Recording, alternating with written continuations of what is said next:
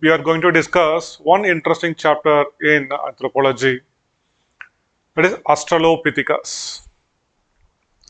This is one of the tough topic in our subject, and my very intention of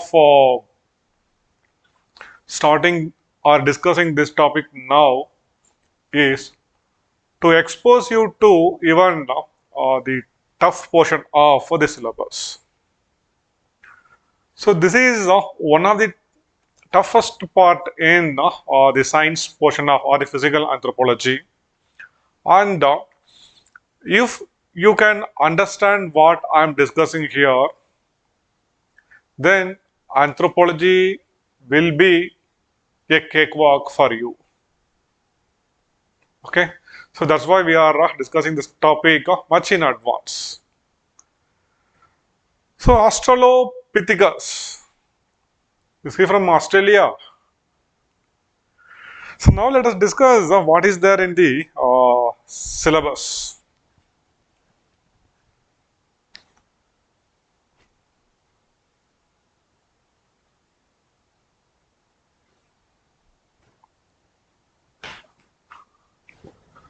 Phylogenetic status, characteristics, and geographical distribution of the following: Pleistocene hominids in South and East Africa, not South and East and Africa, South and East Africa. Australopithecines. Australopithecines. See, what do you mean by phylogenetic status? First, let me explain you the content in the syllabus first. Phylogenetic status means, see, our anthropologists have discovered one fossil. One fossil.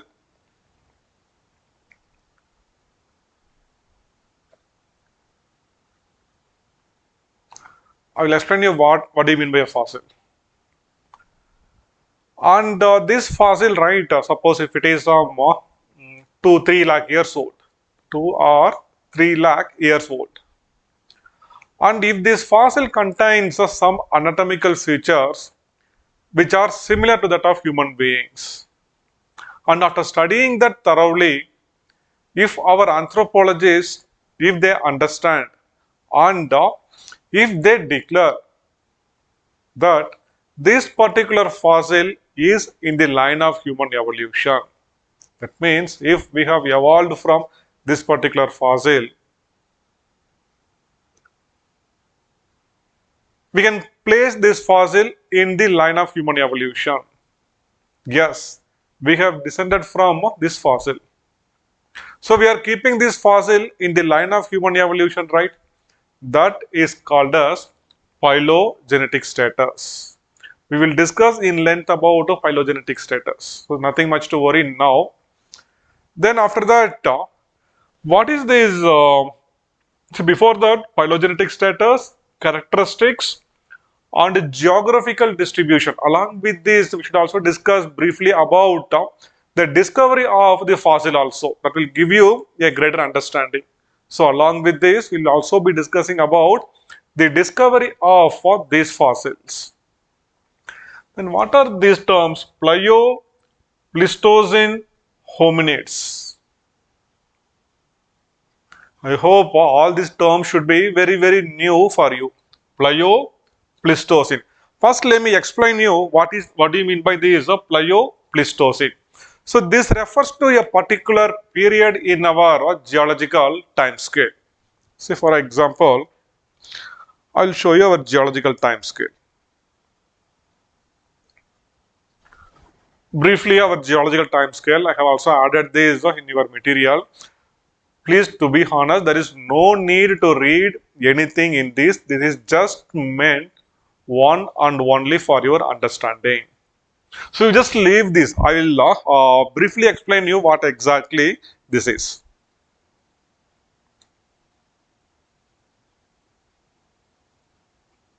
How old is our Earth? How old is our Earth? Our Earth, right, roughly it is some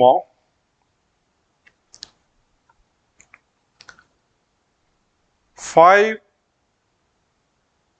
billion years old. 5 billion years. Okay. So in this, a number of geological events happened.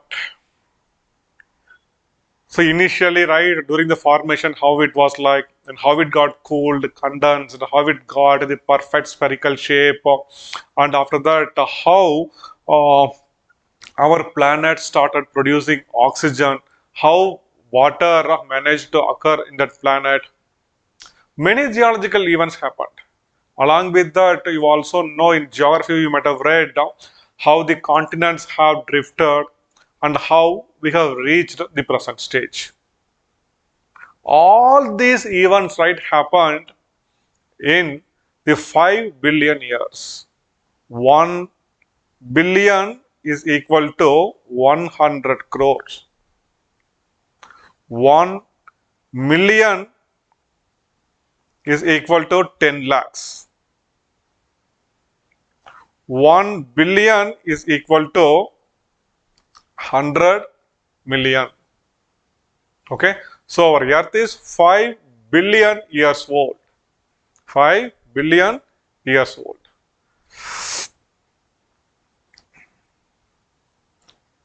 In this, at least in the last 600 million years, our geologists have good idea about what are all the geological events which happened on the earth's surface.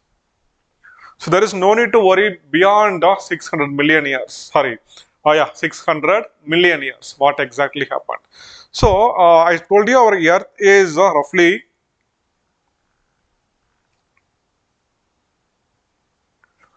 5 billion years old. Let us start from 600 million years ago. 600 million years ago. So from this right until now, very clearly all the geological events which happened on the earth's surface right now were documented very clearly. So this has been, the 600 million years has been classified into 4 important phases. We have primary period, secondary, tertiary, and then quaternary. Primary, secondary, tertiary, and quaternary. So no need to worry about Paleozoic, Cenozoic, Mesozoic. Those terms, right, do not trouble yourself in reading or knowing all those things. Just simply let us assume primary period, secondary, tertiary, and quaternary. This primary period, right, this again starts from 600 million years and it ends roughly around 240 million years. Okay, so this period, right, is again subdivided into Cambrian, Ordovician,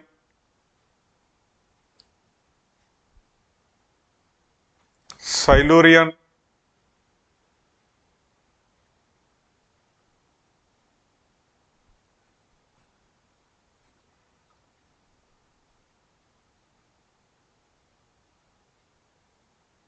Silurian, Devonian,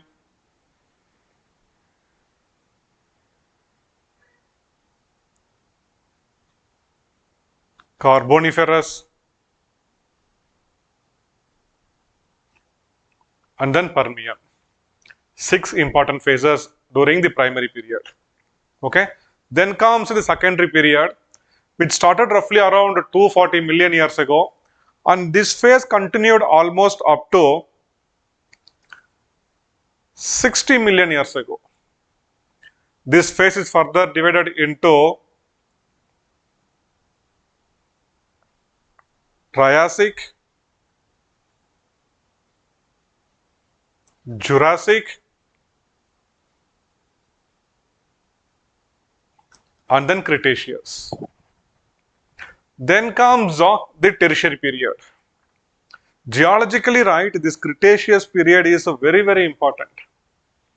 So during a Cretaceous period, Arabian Sea was not there. The Himalayan mountains were not there. So it was during the Cretaceous period what happened. The Arabian Sea, the current Arabian Sea region, right? That region flanked inside, and water managed to penetrate inside, forming the Arabian Sea. Exactly, it was during the Cretaceous period.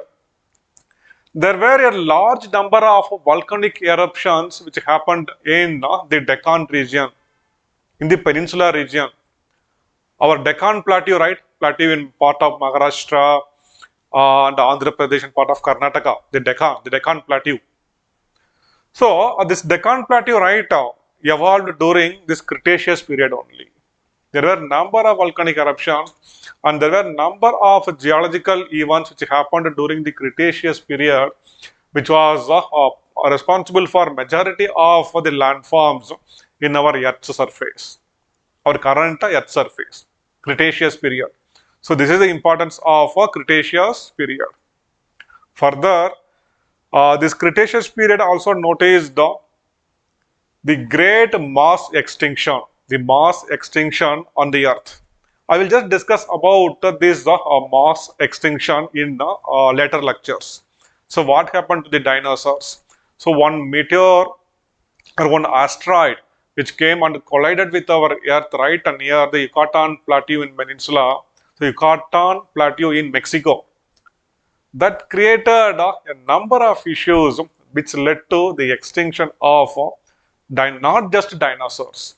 70% of the species on the earth vanished. It took close to around 15 million years for the other larger organisms to come back on the earth's surface. Okay, so that is the importance of a Cretaceous period. Then comes the Tertiary period.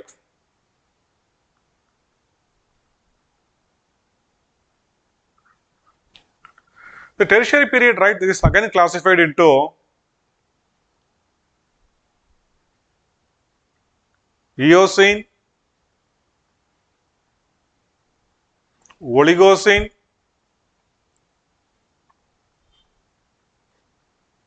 Miocene, and then Pliocene. If you even add one more period here, that is the Paleocene.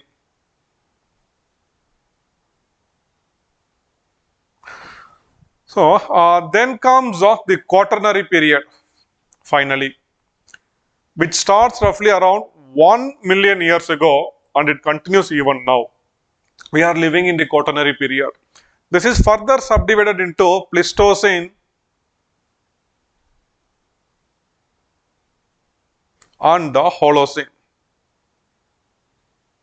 We are currently living in Holocene period. Guys, there is no need to remember or there is no need to memorize this geological time scale. I am just showing this only for understanding. If you know what is the meaning of Pleistocene by seeing this, that is sufficient. Okay. So what is the importance of a tertiary period in our geological time scale? So you might have heard about the tertiary fold mountains. So this tertiary period, that is the last 60 million years, right? This is very importantly known for mountain formation. Most of the fold mountains on earth,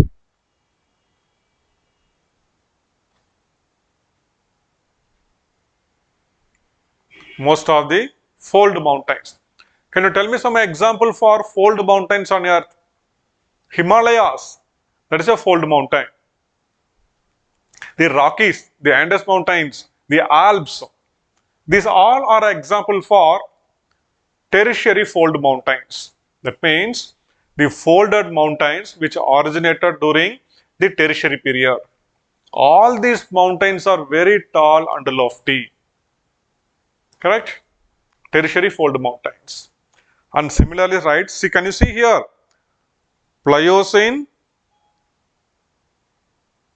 and then Pleistocene. Pliocene and then Pleistocene. So by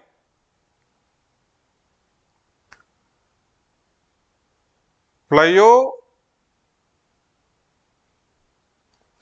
Pleistocene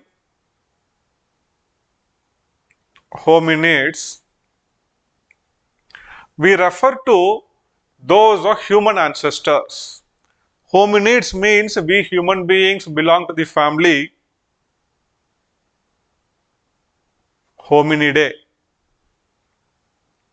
Hominidae. There is one super family Hominidae that we'll discuss later. So we belong to the family Hominidae and our scientific name is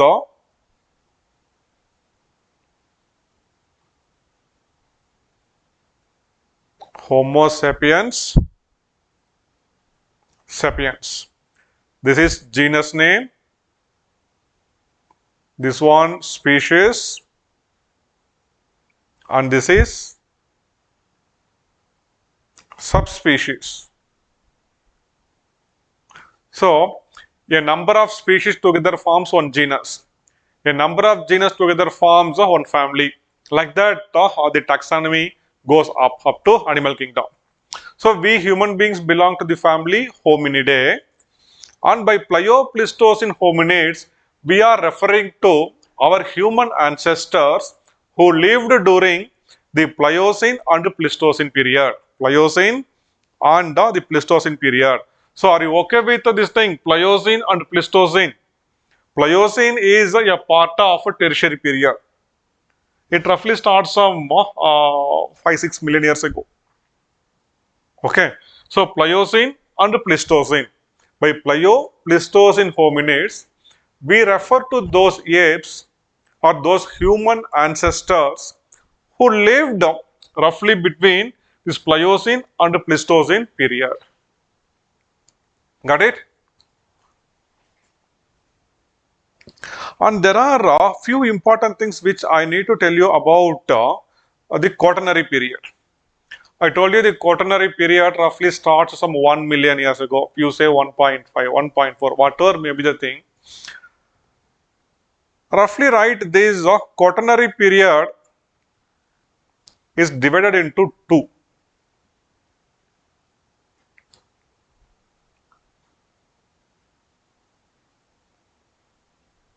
Pleistocene and the Holocene. Pleistocene and the Holocene. Pleistocene, right? Roughly between say 1 million years ago, and it continued up to 10,000 years ago. What exactly happened 10,000 years ago? We are dividing this Quaternary period into two, Pleistocene and the Holocene. Holocene technically means post-glacial.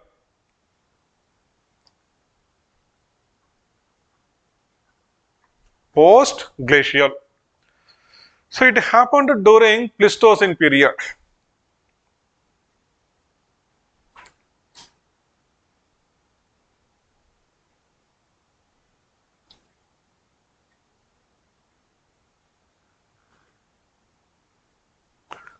In the past 1 million years.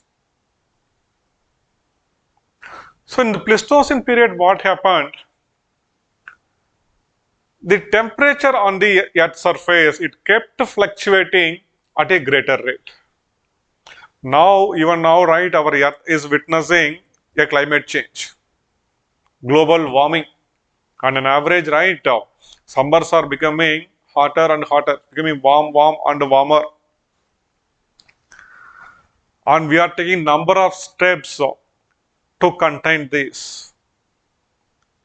We think or we assume that this change in climate or the global warming is because of a number of anthropogenic activities.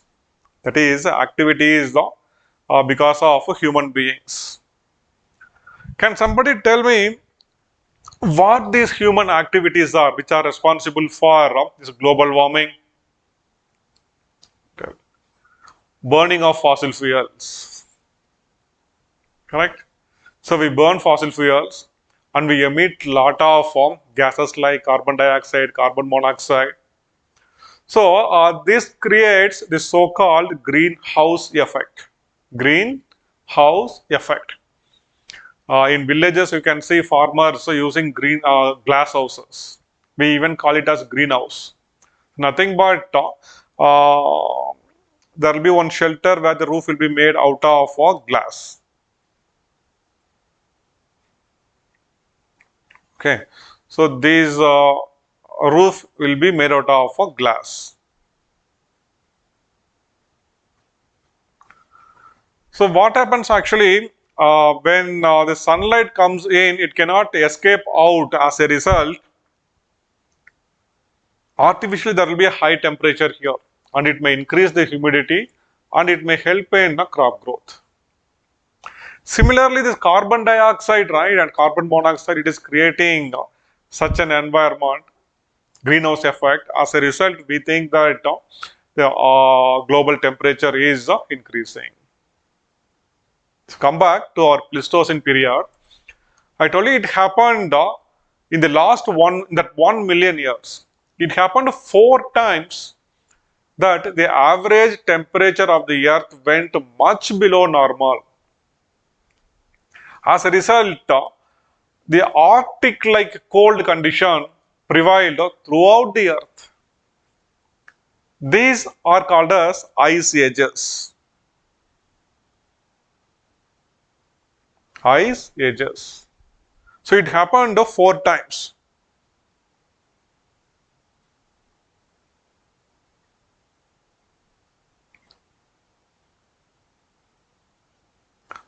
And these events, right?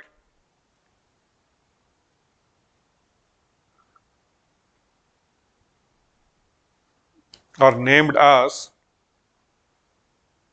Gunz, Mindel, Race, and Worm. These phases are called as glacial, and this gap right between two glacials, this we call it as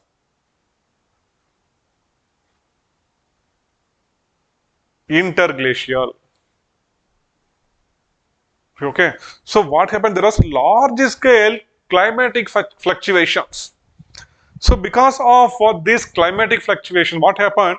4 times ice ages were reported in this Pleistocene period.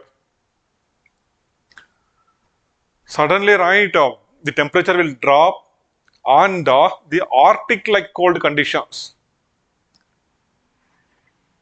snowfall, accumulation of snow, formation of glaciers. These events were noticed even in the tropical regions, tropical and the subtropical regions. So Earth was literally covered by ice during this period. So it happened 4 times. See, this fluctuating climate, right, this was very much responsible for the evolution of human beings. We human beings, we are here on Earth largely because of these ice ages. It is this climatic stress which made human beings to evolve. How? That we will be discussing shortly. Okay? So, by 10,000 years ago, these ice ages came to an end. With this marks the end of Pleistocene period, and the next phase in which we are living now, right, this is called as a Holocene. Holocene. Holocene technically means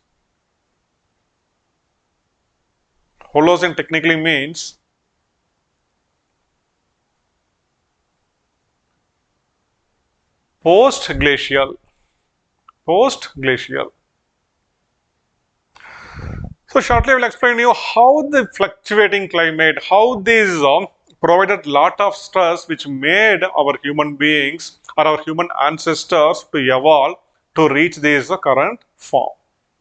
Okay, so now let us go back to our topic Australopithecus. Now, are you comfortable with the term Pleistocene?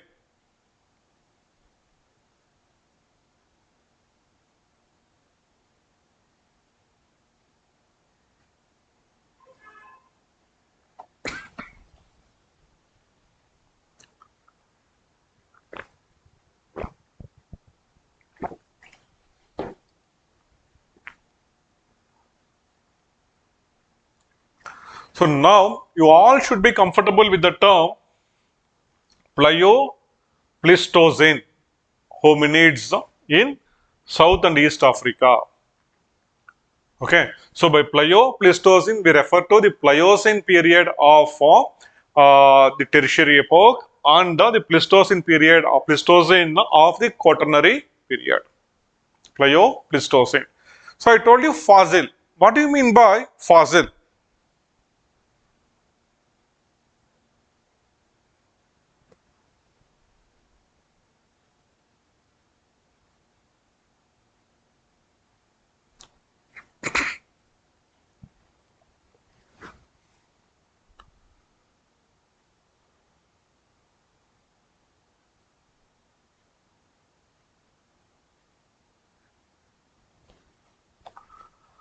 Fossil refers to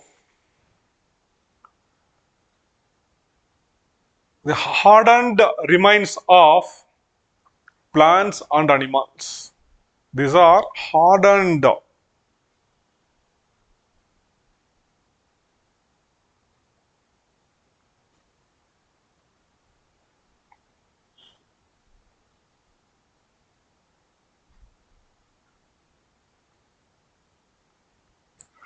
So these animals, right, might have lived in the past, not just a few thousand years, even a few million years. See, but generally once when an organism dies and if it get buried in the earth, or even if it is left on the surface, immediately our immune system will stop working and our body itself will start releasing some chemicals into the atmosphere or into the environment, which attracts a number of microbes to come and decompose the body. All the tissues, right, will get decomposed in a matter of 1 or 2 years, and the bones, right, hardly it may remain some 20-30 years. So maybe after 50 years, right, nothing might have been left. But sometimes it happens that the chemical environment in this particular region, right, the chemical environment here,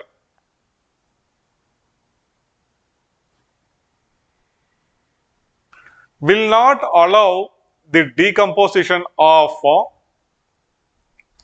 the dead organism. So that means there may be some chemicals which may prevent the microbial activity.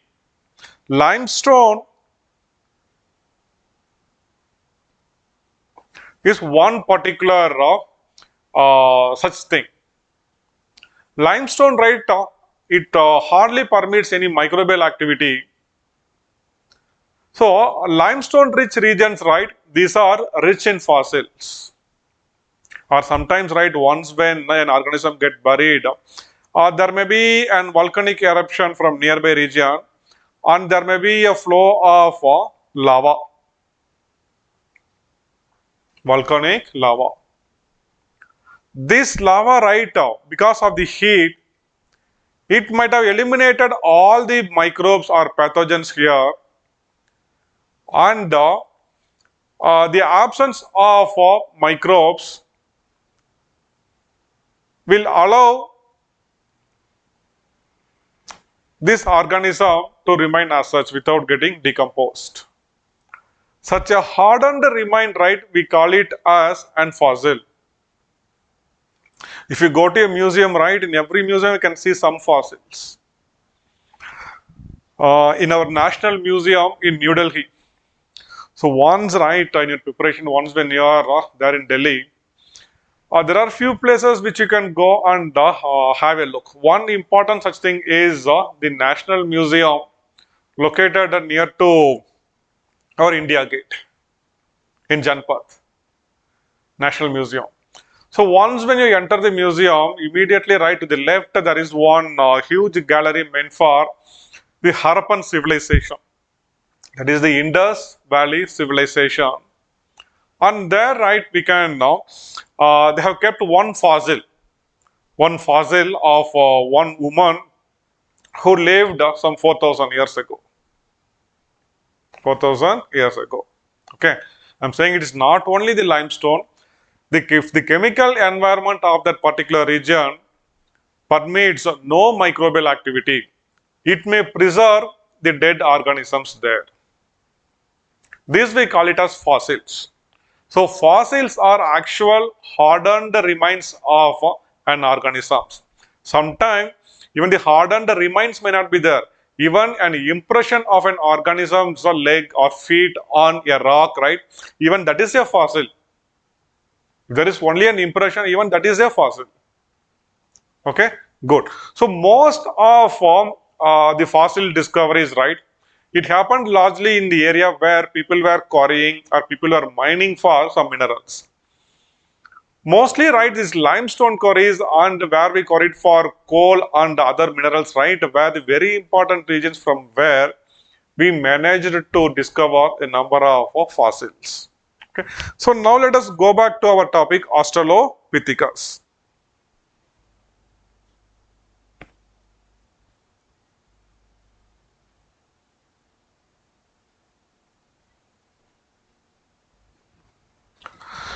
You all should be familiar with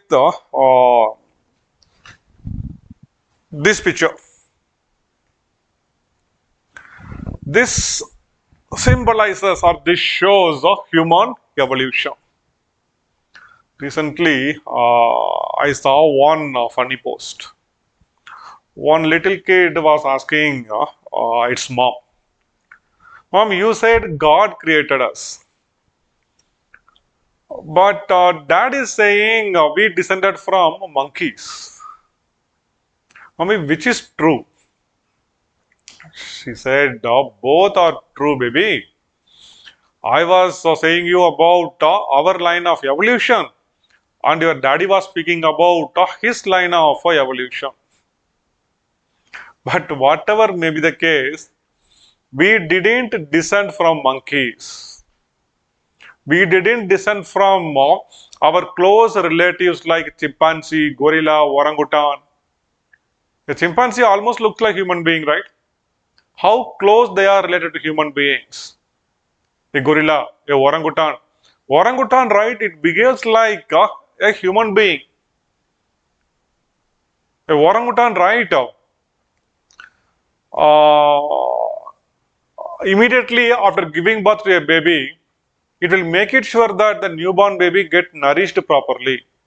At least for next 3 or 4 years, it take care of the baby in such a way that the baby will become a healthy individual. Then only when that baby is in a baby orangutan is in a position to lead an independent life, the mother will think about the next baby. Child spacing. Okay. So though we are closely related to this chimpanzee, gorilla, orangutan, even taxonomically, right, they are placed very close to us. We didn't descend from these living primates. We have our own primitive ancestors. This theory was given by Charles Darwin without having any idea about the fossils. In the year almost near 1861, he published the very famous book Origin of Species. In that he mentions that we human beings didn't descend from the contemporary living monkeys or apes or primates. We had our own ancestor, a lesser human forms from whom we have evolved. Yes, this is true.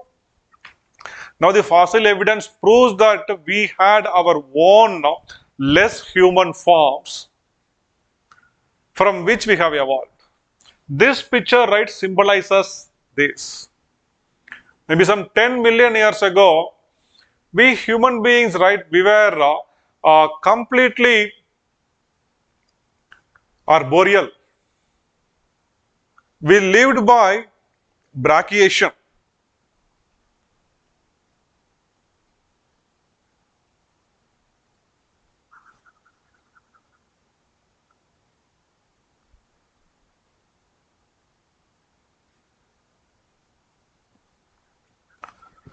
Brachiation means jumping between branches and branches like a monkey. Okay, some 10 million years we were like this. We were there on the treetop. We were not in a position to come down and roam freely on the ground. I'll tell you why. And soon after some time, right, the environment permitted us to climb down from the trees and to move on the earth. So from a completely quadrupedal locomotion, I'll tell you what do you mean by quadrupedal.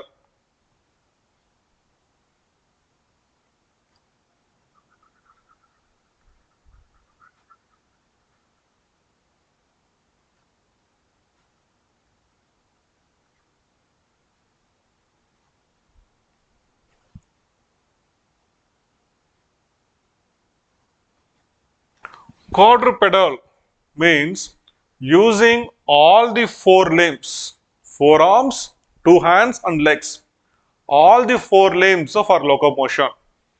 That we call it as quadrupedal. Slowly in the course of evolution, we became bipedal. We started walking using only two legs and our forearms became free so that we can use it for a variety of purpose. We can use it or to hit a person. We can use it to make a stone tool. We can use it to hunt animals. Correct? Forearms became free and this was a very important aspect of human evolution. Quadrupedal to bipedal. Australopithecus is one such ape here. In fact, Australopithecus was the first ape to have a bipedal locomotion. So what do you mean by Australopithecus?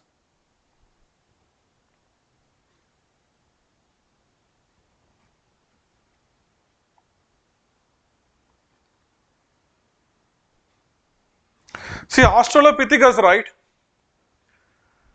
This refers to a collection of hominids. That means they are our human ancestors.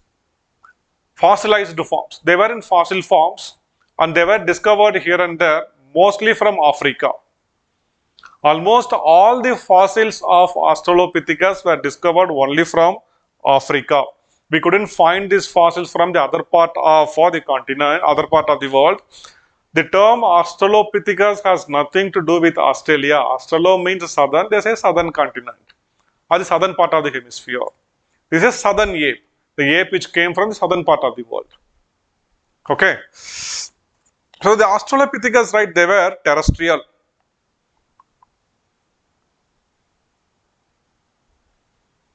They were bipedal. They were ape-like. I'll tell you what do you mean by an ape. Ape means our human ancestor. As I told you, right, we didn't descend from monkeys or chimpanzees.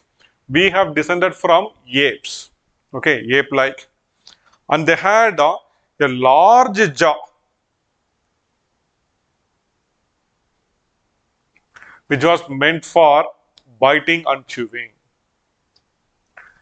This Australopithecus, right, roughly it lived between 4.18 to 2 million years ago. We can roughly say it lived between 4 to 2 million years ago.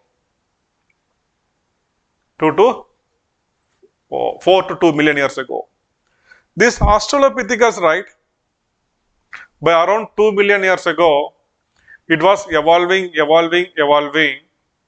and Australopithecus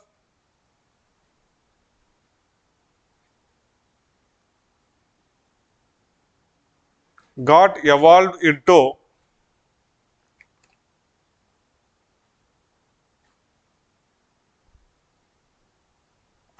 Homo habilis. Homo habilis, right? See, in Australopithecus, we had 50 percentage human-like and 50 percentage ape-like characters, primitive characters. In Homo habilis, a little bit improvement, more human-like. The Homo habilis further evolved to form Homo erectus. The Homo erectus further evolved to form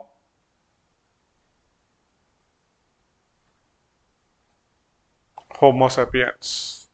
And within Homo sapiens, there are three important stages of evolution: Neanderthals, the Cro-Magnon Grimaldi Chancelloridae, and finally our Homo sapiens sapiens. Okay, so this is how the evolution happened. Australopithecus, right? Truly, they were human ancestors. There are number of anatomical evidences to suggest that Australopithecus were in the line of human evolution. So, as I told you, Australopithecus roughly lived between 4 to 2 million years ago.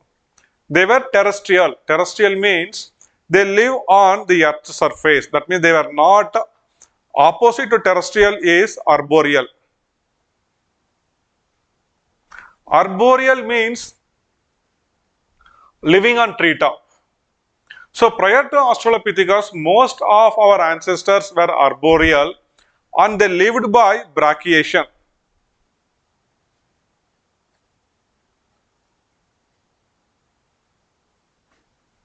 That is jumping between branches and branches. Australopithecus was the first ape to have a bipedal locomotion, that is to walk with two legs and to move on the earth's surface.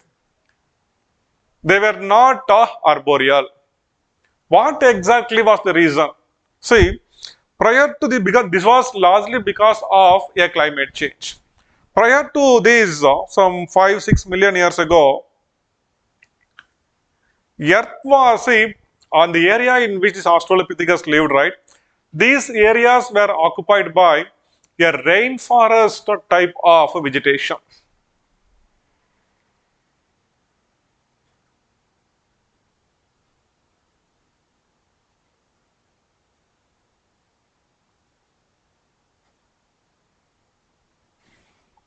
How many of you have seen a rainforest?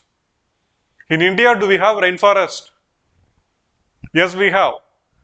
On the western side of Western Ghats.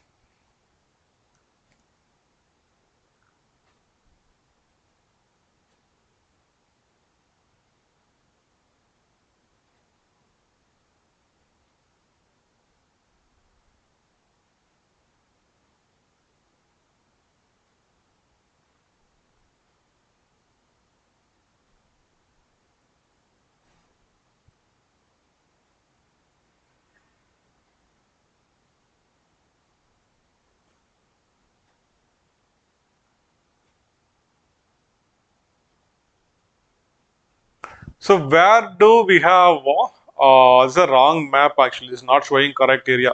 Gujarat becomes very small here. So where do we have a rainforest in our country? So along the western side of Western Ghats, here we have Western Ghats. Okay, so in the Western Ghats, right, east, west Arabian Sea side. Here, right, in the western side of the Western Ghats, at an altitude of between 700 to 1400 meters above sea level, we have the pure evergreen forest. In Nilgiris, we call this as a chola forest.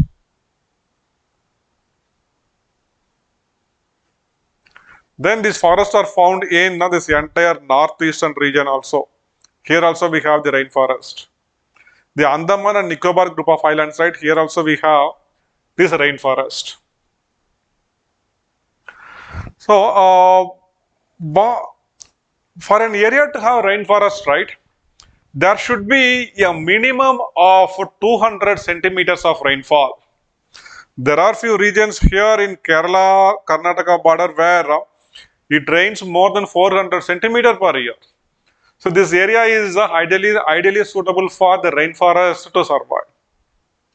So in a rainforest like vegetation, right, because of very high rainfall, so there will be a luxurious growth of vegetation.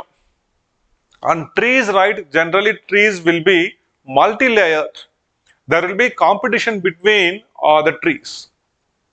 Once in this Kerala Karnataka border, there is one place called as Kutta, and there is one beautiful waterfalls there. And once I had been there, that is the middle of a rainforest. That is in fact a semi-evergreen forest, semi-rainforest. There I couldn't believe one mango tree. That mango tree was so tall, it was like a coconut tree. How tall it is. So generally we see mango trees will be like this, right? That mango tree was like this. Tall tree, branches going like this. Adaptation to that climate.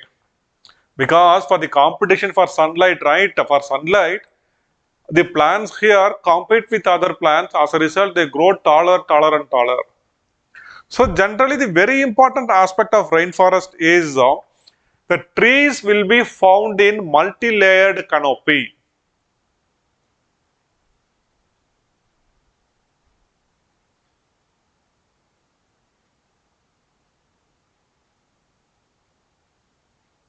That means there will be one layer of short trees, next layer of medium tall trees, next layer of tall trees, and there may be one more layer of very tall trees. 1, 2, 3, 4 layers. And it is not possible for sunlight to penetrate here. And even the rain water, right, will not reach the ground directly. It will reach only as uh, see, after falling on the leaves, right, it just comes and drops here. Even rain water will not reach the ground directly. So if you are there, the surface side will be very dark in fact. And in the ground level, we cannot see too much of grasses. Because what happens in ground level, right, trees will be there. At ground level, there will be large amount of defoliation.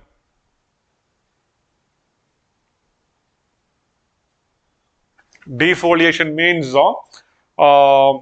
foliage means leaves. Defoliation means leaves, right, falling from the trees. There will be large scale accumulation of this foliage here, this fallen grass. There will be no time for the leaves to decompose. Before one leaf decomposes, right, another leaf will fall there. So there will be 1 to 2 feet a thick layer of this decomposing foliage. What happens here? It is very much easy for our reptiles like snakes to live here comfortable. They can hide themselves. On sensing the pressure, if any animal walks there, it can go and it can catch them and it can eat. Is it possible for we human beings to walk here in these jungles? Very difficult, right? Snake will bite. See, in along the Western Ghats,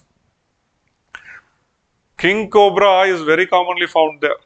King cobra. Nowadays, I am seeing number of videos showing people capturing king cobras. King cobras are the most venomous snakes in India.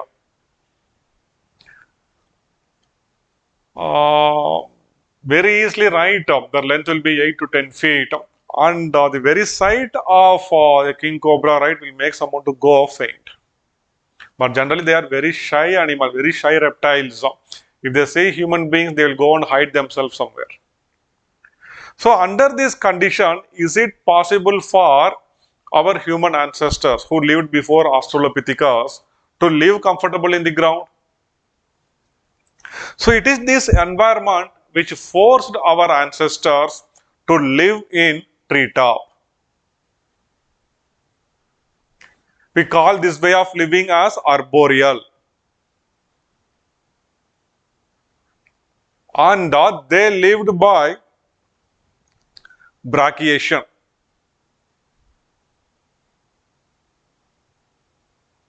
which means jumping between branches to branches. So this was the environment. Suddenly what happened because of the change in the environment,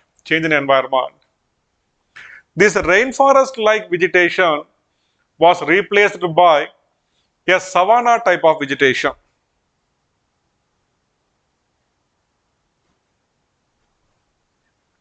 Savanna means grasslands.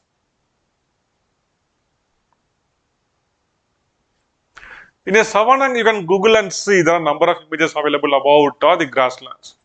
So how a grassland will look like? So there will be a number of grasses which will grow up to the height of 8 to 10 feet easily. If you go to Kaziranga, we have to know where is Kaziranga National Park.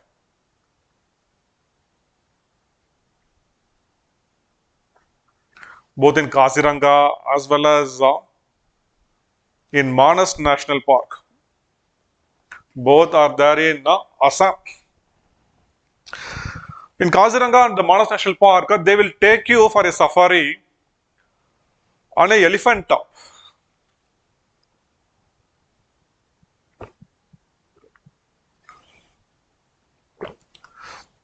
So option will be that that safari. Few years back, I was there in Kaziranga during Christmas. They asked us, sir, try to be ready by 5 o'clock. I will take you out for safari. At 5 o'clock? Generally, you'll wake up after 6:30 only. What early morning? It's no sunrise. What they are asking me to be ready by 5 o'clock. But eastern part of the country, right? To my surprise, by 4 o'clock, there was sunlight. And 5 o'clock, when we went there to that safari alerting point, it was the baby elephants who came first. They just came and they greeted everyone with the tusk. Hey, come, come, come, come. It's my mom who is going to take you for safari. Come, come with me. It's our mom who is going to take you. What a wonderful scene it was. As they said, it was just like that only. When now we boarded the elephant, even the small elephants, right, their babies, they followed us in the safari. And even when we were on the top of the elephants, the grasses, right, were brushing us. Most of the times, right, we need to just push the grass like this up while sitting on the elephant top. Think how tall the grasses grow. In savanna regions, right, there will be grasses, no doubt. And what about the trees? Trees will be there, but we cannot see a continuous stretch of tree. Here and there, right, tree will be found in clusters.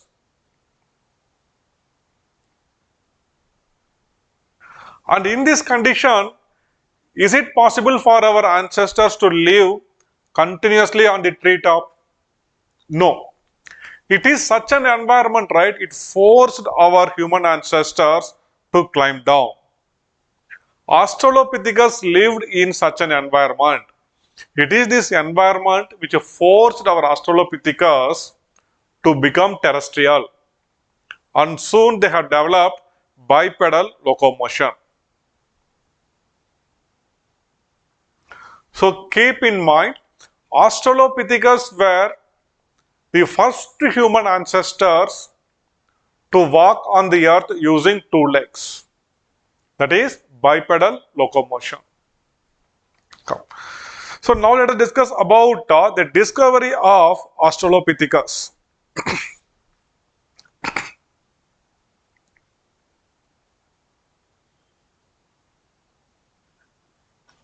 Discovery of Australopithecus.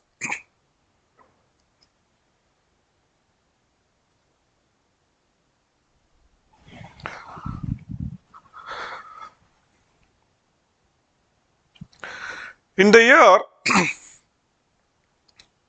1925, Raymond Dart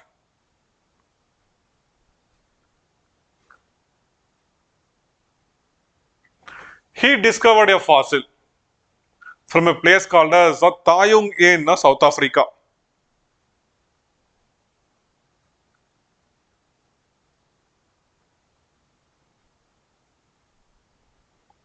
This was a fossil of a small baby, and this fossil was named as the Tayung baby.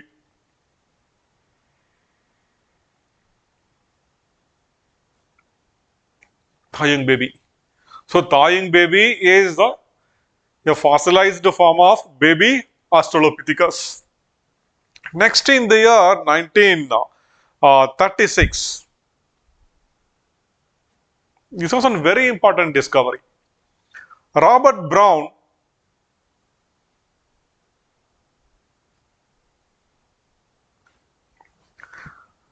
discovered an adult cranium.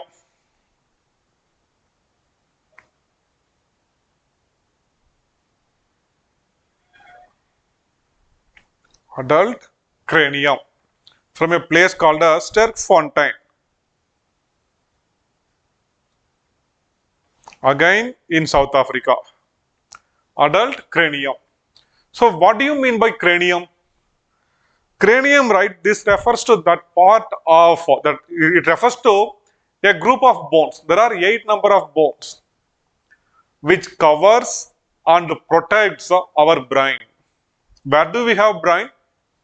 Here, here.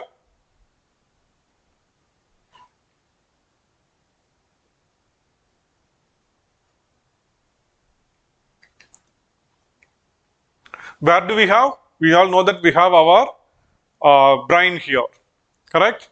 So I will show you one picture of it.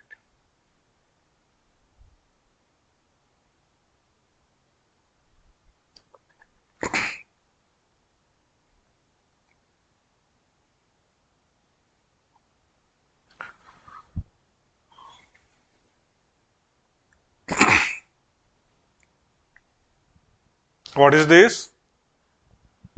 A human skull, correct? So this particular bone, right? This particular bone which covers our brain is called as cranium. Is called as cranium.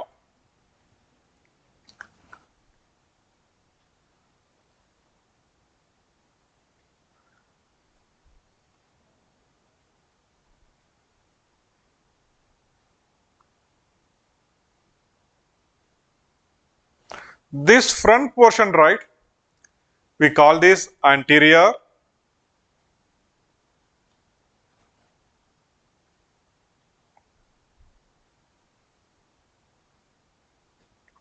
On the back portion, this we call it as posterior.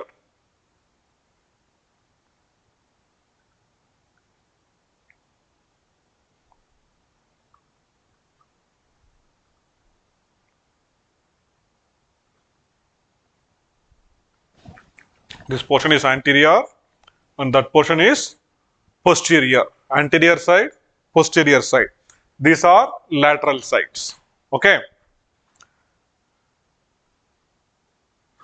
And there are few important things which we need to know about the cranium.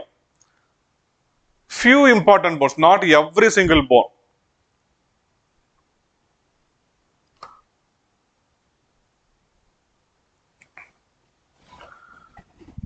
This portion, right?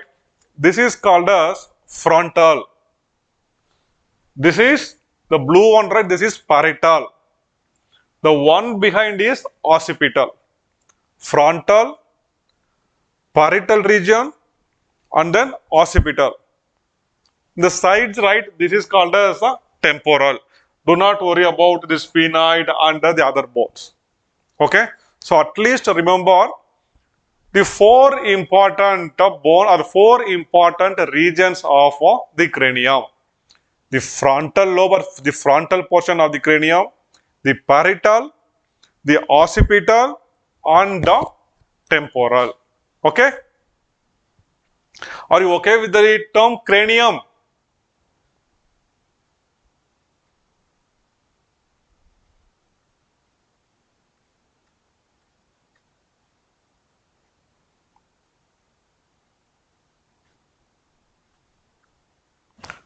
cranium. This means that these bones which covers and protects our skull, protects our brain. I told you four important part of the cranium, four important bones, the four important regions. The first one is frontal,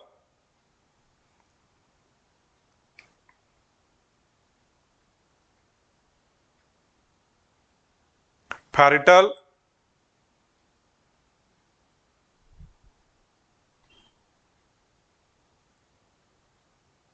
occipital,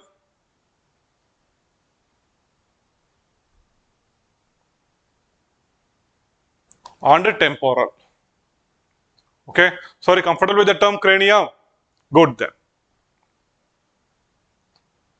So as I told you, in the year 1936, Robert Brown, he discovered one adult cranium from Sterkfontein in South Africa. Again, this was a great discovery. Even this was a fossilized Australopithecus. Next comes the great anthropologist, Mr.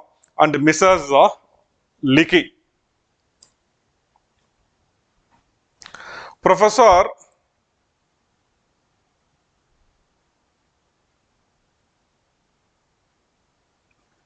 and his wife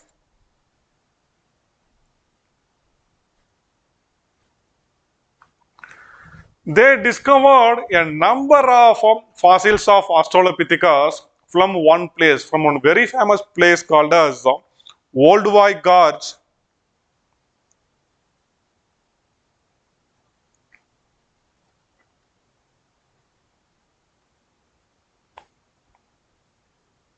It's in Kenya-Tanzania border, in Tanzania.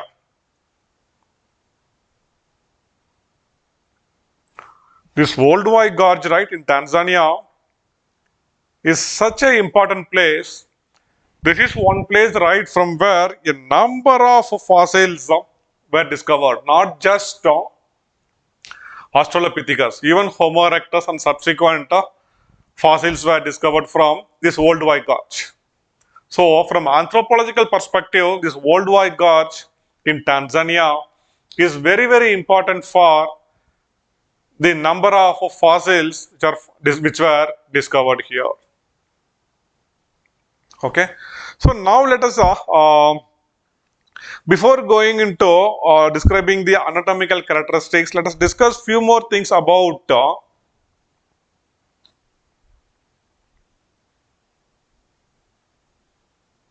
Australopithecus. Australopithecus, right, generally they are grouped into two types. One is gracile and another one robust.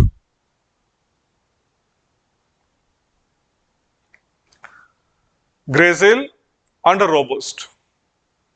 Gracile, right, this refers to a short and a slender form of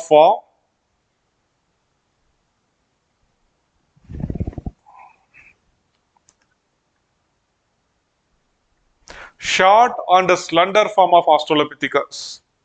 While robust, right, this is a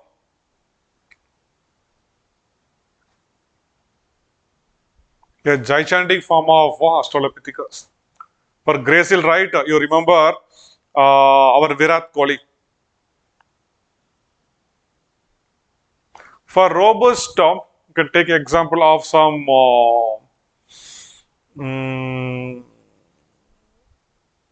say Chris Gale, or better example is Inzi.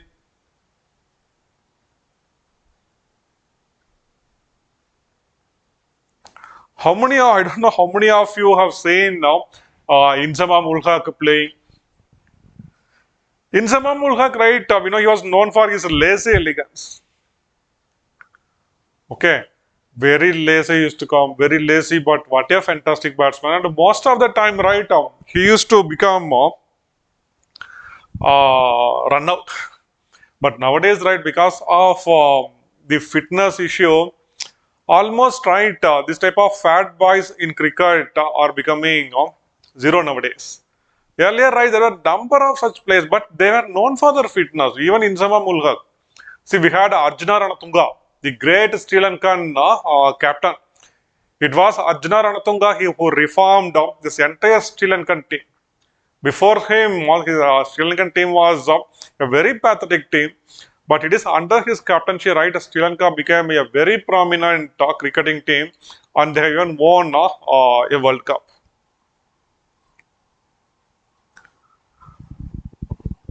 Arjuna Ranatunga, he is very fat at the same time, right, but Ranatunga runs very fast. He wants to make it sure that he wants to show that he was not unfit. He was a very fit player.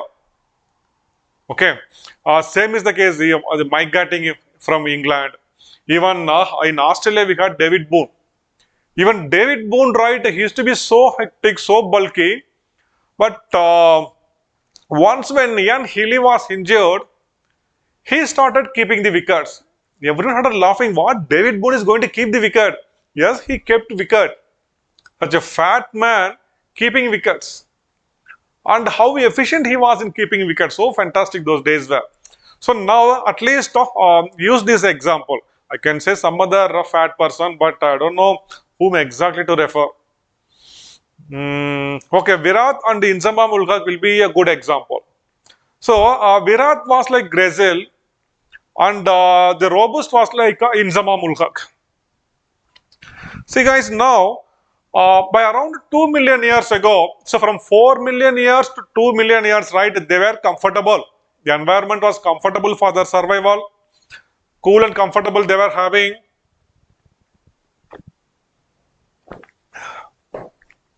Large availability of food materials.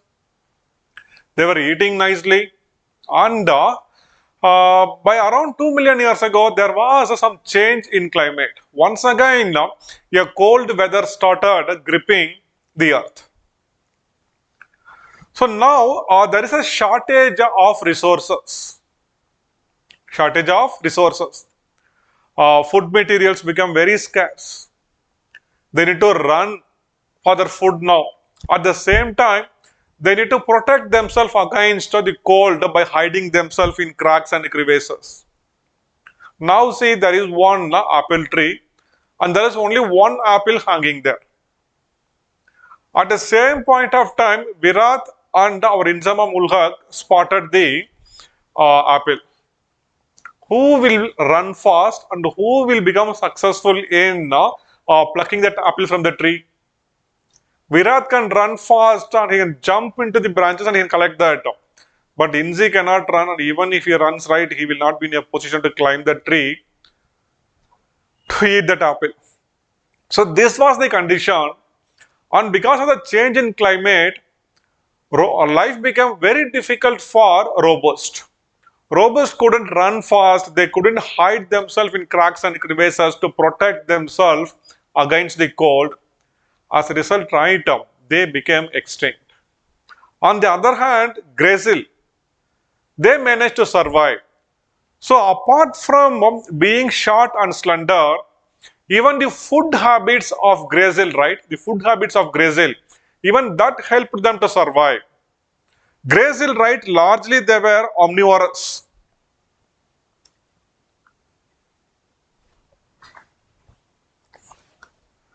Grazel, right? Grazel were largely, I'll simply mention as G, okay? Grazel were omnivorous.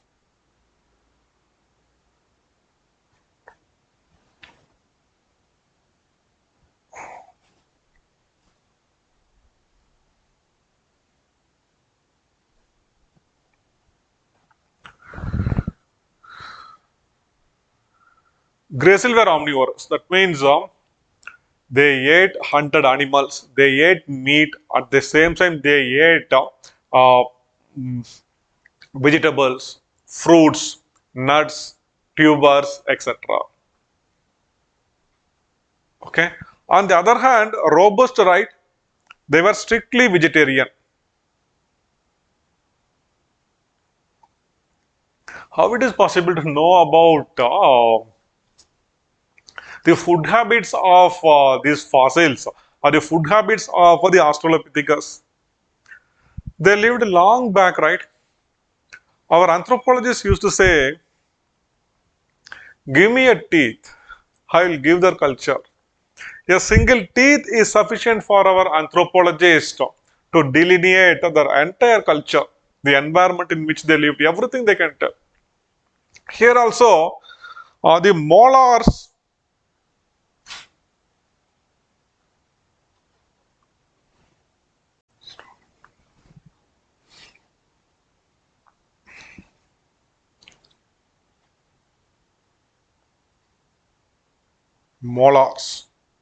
Molar is a teeth. How many molars we have?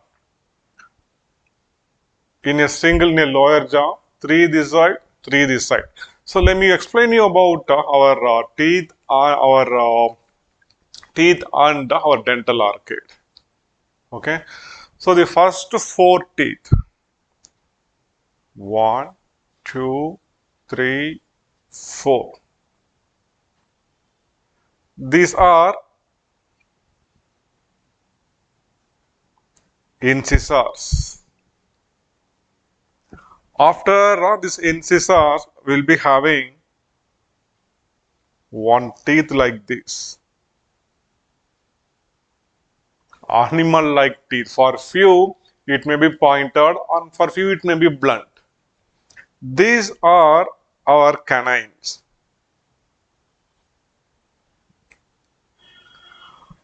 After canine comes two premolars.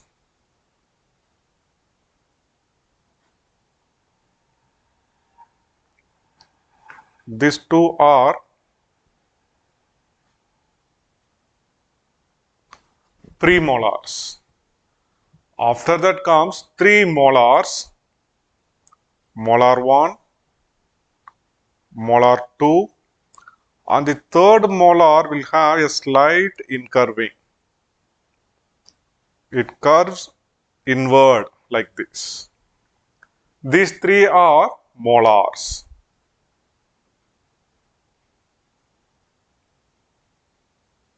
These three are molars. The same pattern will be here. We have 2 plus 1 plus 2 plus 3 pattern of teeth. In a single jaw, there will be 4 incisors, 2 canines, 2 plus 2, 4 premolars, 3 plus 3, 6 molars. Molars are the largest and the toughest teeth. The way in which the teeth are arranged in the lower jaw. Lower jaw is technically called as mandible.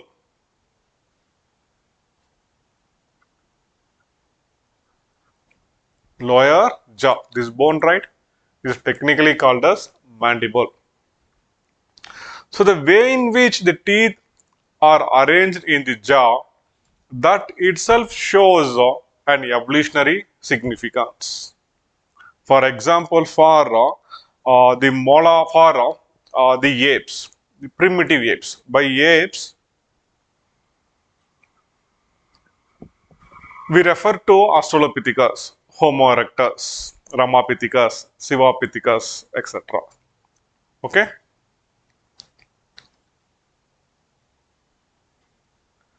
For the apes, are the most primitive apes, the teeth are arranged in U-shape. The lower jaw,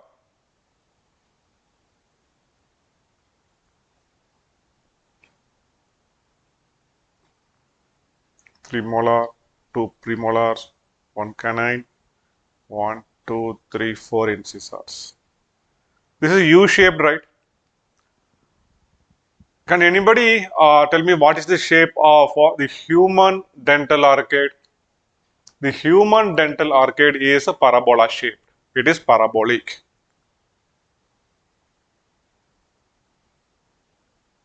Parabola is a graph. So when you draw parabola in a graph, it used to be like this. Parabola used to come like this. This is somewhere between V shape and U shape. Parabola lies between V and U shape. Human dental arcade is also parabola shaped.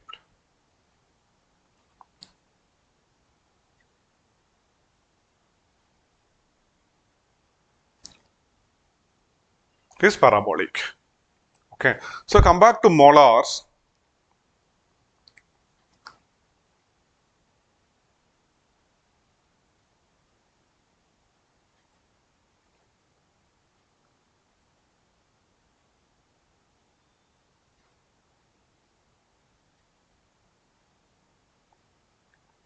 Okay. These are the roots. The wearing pattern of the molar. Suppose this is the molar of Gracil.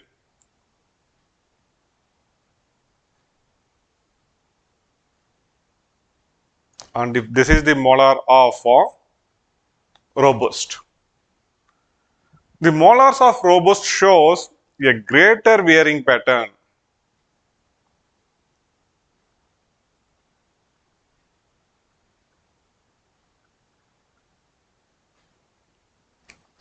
Shows a greater wearing pattern. So wear and tear you say, right? It is because of abrasion, because of biting, because of chewing, because of damage, right? There is a greater wearing pattern in the teeth of robust, but in Gracil there is only a slight wearing pattern. There is no much damage in the molars of Gracil when compared to that of robust. Now tell me, who should be omnivorous and who should be vegetarian? Robust were strictly vegetarian and Gracil were omnivorous. Most of the vegetation like the fruits, tubers contains silica.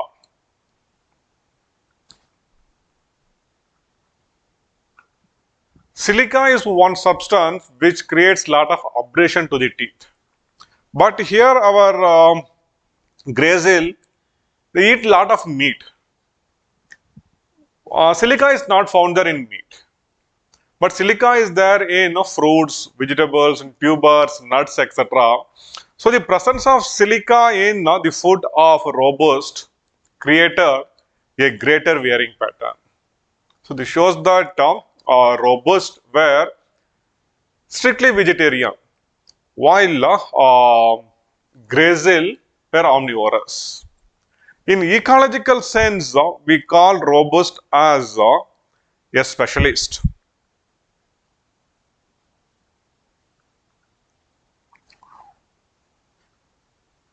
while Gracil a generalist. Specialist means they have, say, even after getting into service, right? Once when you become an IPS officer, once when you become an IRS, you are a specialist.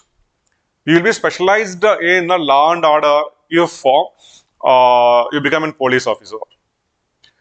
You will become a specialist in income tax if you become an IRS officer. But IAS, Indian Administrative Service, right? They are generalist. One day they will post you in revenue department. One day they will post you in transport department. One day they will post you in milk federation. One day they will post in the Zilla Panchayat. Only IAS, right, they can do this particular job. Okay, so once when they post you as a revenue official, there will be revenue court. On one day, right, you will be the chief executive officer of Zilla Panchayat dealing with Panchayat issues. Suddenly, very next day, right, they will post you as a deputy commissioner, district magistrate. In few states, we call them as district collectors. When they post you as a district collector, right, when you go and sit there, there will be revenue court. You are a district magistrate. You need to deal with, there will be a court where you need to sit as a magistrate and you deal with the cases. There all professional trained lawyers will be there arguing before you. Only an IAS officers, right, they are capable of dealing with such a condition. Suddenly, right, they will throw you into some new thing. Within a matter of time, you will be in a position to master all the laws and you can sit there and a judge to deal with the cases. That's really, really a challenging job. That is such a challenging career it is. See here, robust or specialist. That means they have only a very narrow range. They deal with only very narrow range of things. They have only a very narrow range of food materials which they can eat. On the other hand, Gracil, right, they were generalist. They ate everything. Whatever is available, right, if it is eatable, they will eat. So as I told you, when there was a change in climate, when the climate changed and when the resources became scarce, when the availability of food materials became scarce, and even when the cold conditions didn't allow these people to live with comfort, there is a need for them. When there is a strong wind, they need to protect themselves against the cold wind. They need to run. They need to hide in cracks and crevices to protect themselves against the cold wind. So under this condition, life became really horrible and pathetic for robust because of its gigantic size. Okay, they couldn't run fast, and because of the narrow food habits, they had only limited available resources to eat. On the other hand, that was not the condition for Gracil. Because it is short and slender, Gracil could run fast. It could go and hide itself in cracks and crevices. So, with the change in climate, robust couldn't survive. Robust became extinct. And it is this Gracil which further evolved and which got adapted and it got evolved into Homo habilis. Homo habilis. Got it? So now I will discuss few species of Gracil and robust which you are supposed to know.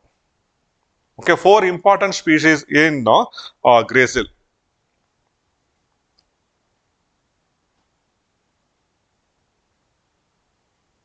Australopithecus ramidus. Australopithecus anamensis. Then we have Australopithecus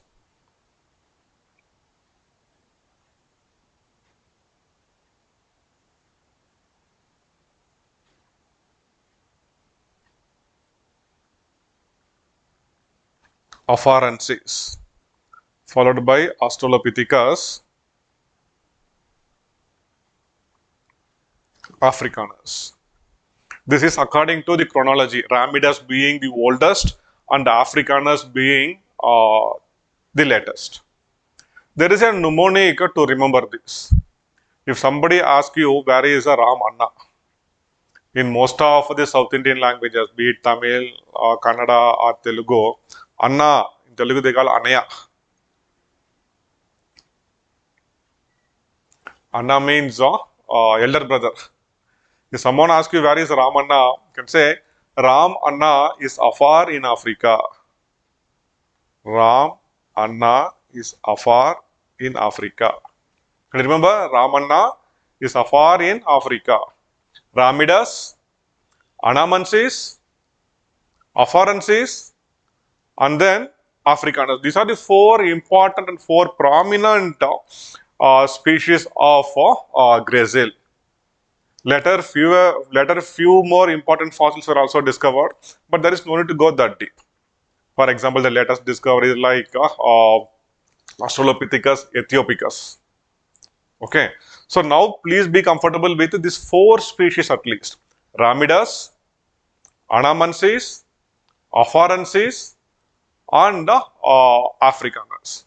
Okay, so in robust, there are 2 important species. Few anthropologists refer robustus by a separate genus called as Paranthropus.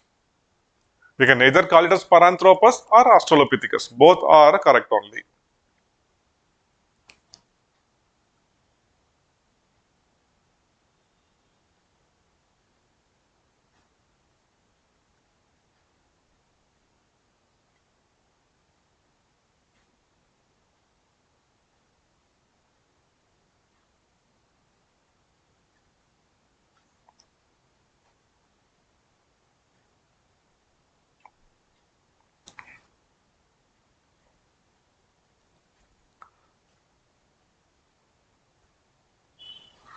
So Paranthropus boisei. You can also say Australopithecus robustus, Australopithecus boisei. These are the two important and very prominent robust species. So before discussing about the general anatomical characteristics of Australopithecus, in brief, let us discuss about the geographical distribution of Australopithecus. Geographical distribution of Australopithecus.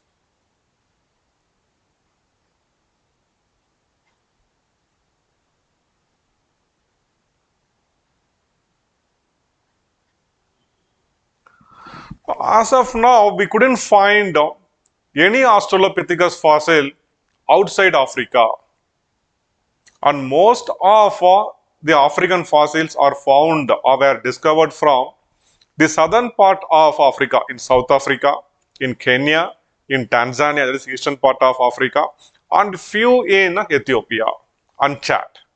So I have given you some list of sites. For example, those found in South Africa right now, we have in Tayung,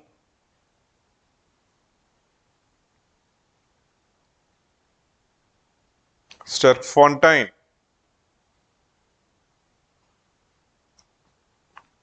Kromdraai, Makapansgard, Swartskran, etc. And I have also mentioned about a few other sites in East Africa. The most importantly, the Old Voi Gorge.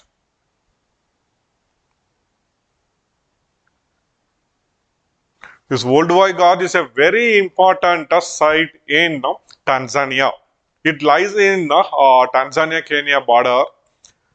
This is one site from where hundreds of fossils were discovered. Fossils of Australopithecus, Homo erectus, and even subsequent primates, subsequent hominids. Got it? Okay. I'm giving you a small assignment. In your notes, right, you can see all these sites. Try to draw a map of Africa. It's very easy. Very easily you can draw, right?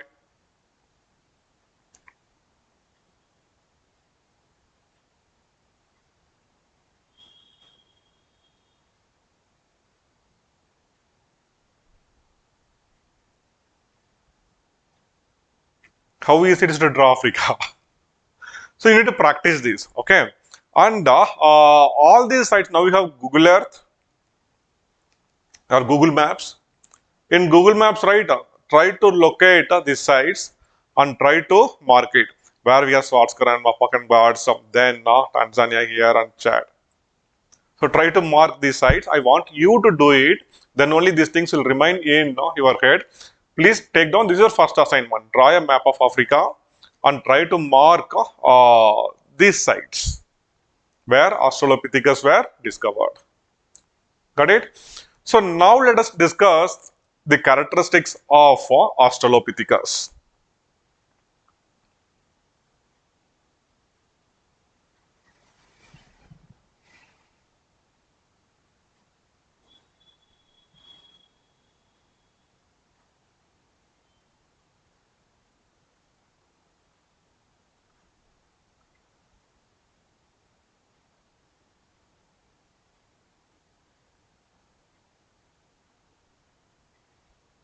This, right, we can broadly classify into three.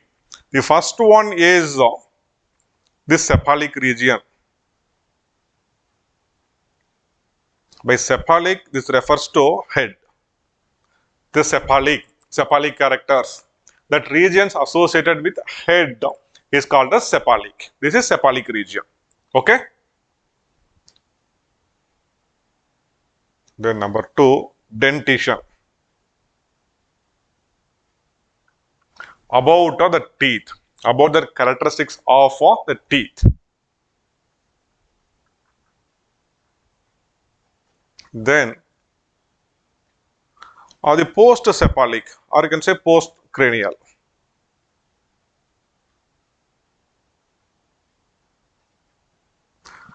That is the entire body below the head.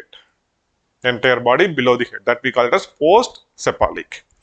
So first let us discuss the cephalic characters of Australopithecus.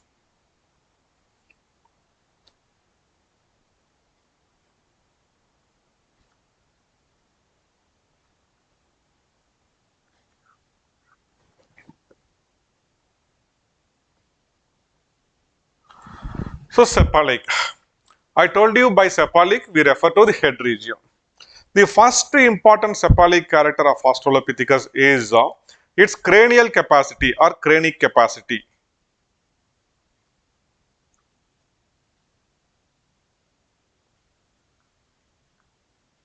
What do you mean by cranium? I told you cranium refers to a collection of bones which covers and protects our brain. Okay. So I also we also had a small discussion about few important regions of our cranium. I told you about frontal, parietal, occipital, and temporal. Do you remember all these things? I'll do it. See once again. I will show this.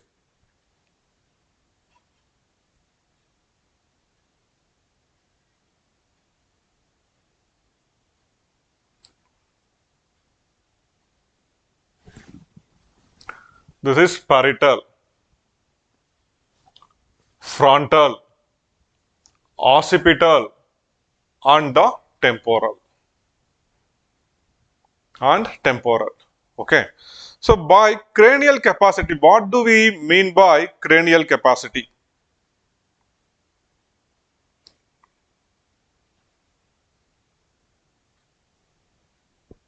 By cranial capacity, we refer to the capacity of the cranium to hold a brain. Indirectly, we refer to the size of the brain. By cranial capacity, we refer to the size of our brain. How large is our brain? For Australopithecus, the cranial capacity is 400 to 530 cc.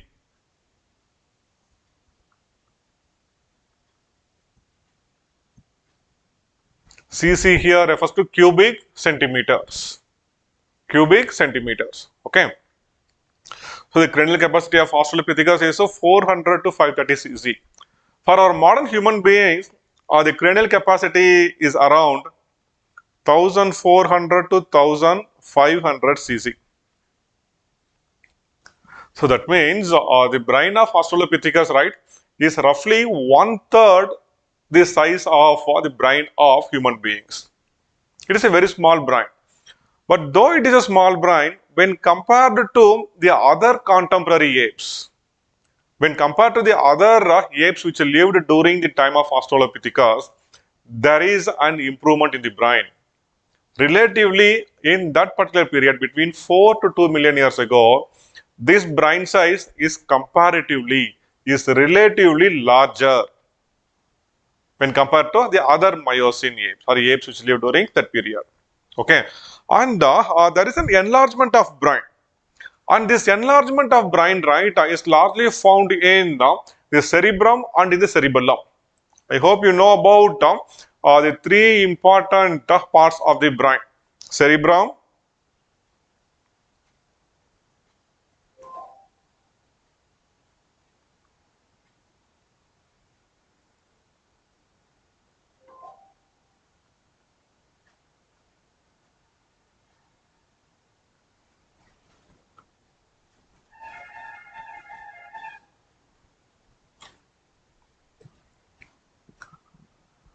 okay, so there was first of all, there's a greater development of brain in the cerebrum, the forebrain. So, also try to Google and see the various regions of the brain. Okay, where is cerebrum, cerebellum, and medulla oblongata in the behind. Okay, so there is a greater enlargement of brain in the cerebrum, mainly in the parietal regions.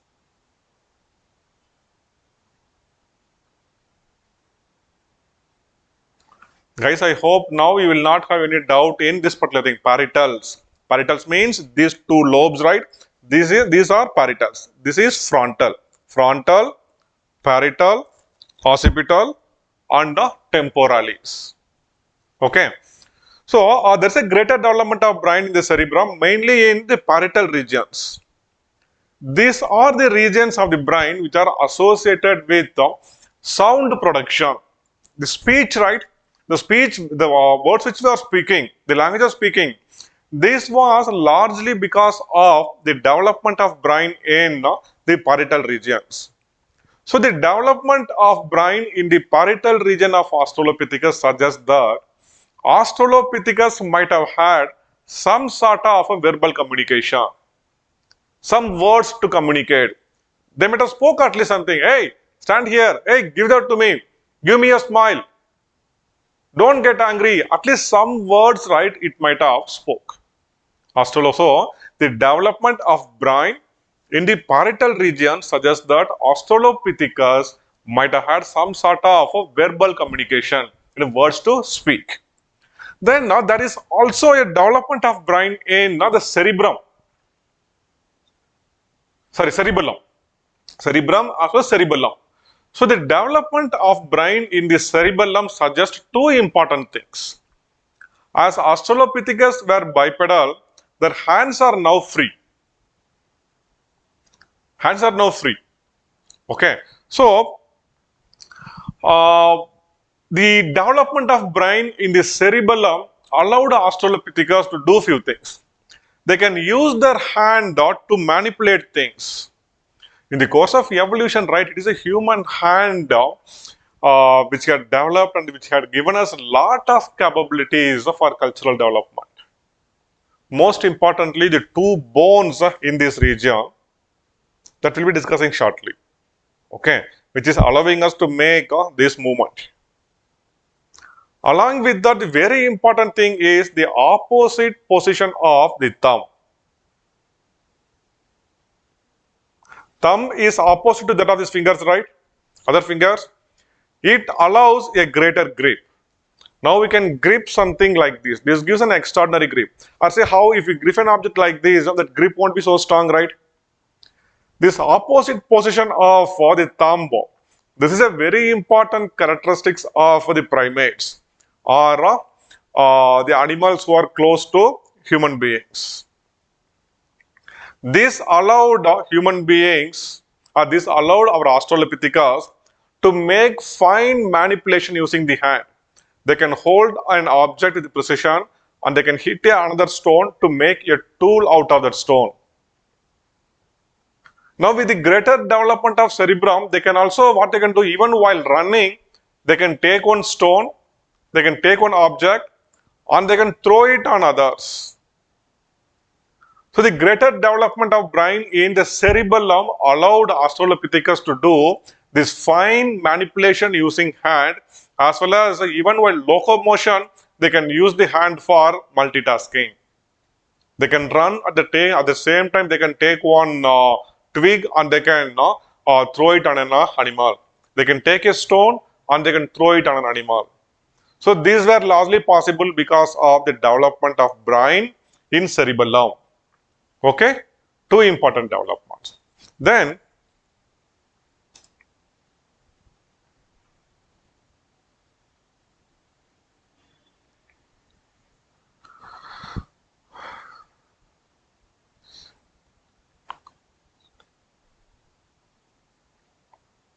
next very important aspect of the cranium of the head of Australopithecus, that is the presence of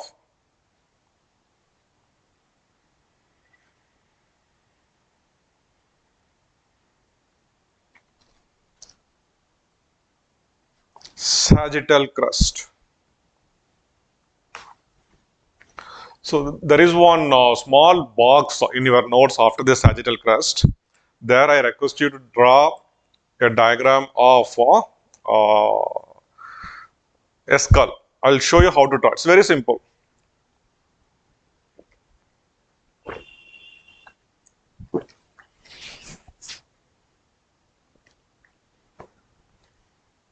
So what is the sagittal crest?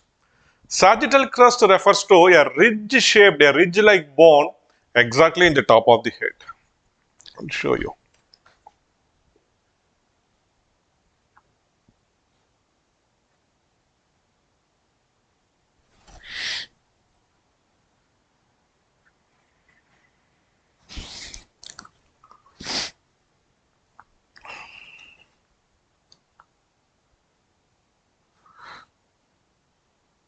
this particular bone. You can see, right?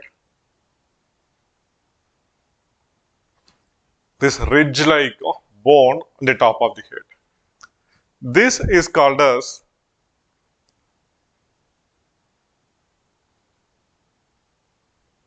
sagittal crest. This is the sagittal crest.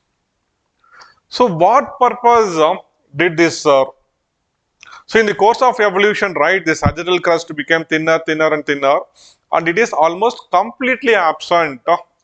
I'm not saying it's not completely. It is almost absent in human beings because among the Alaskan Eskimos,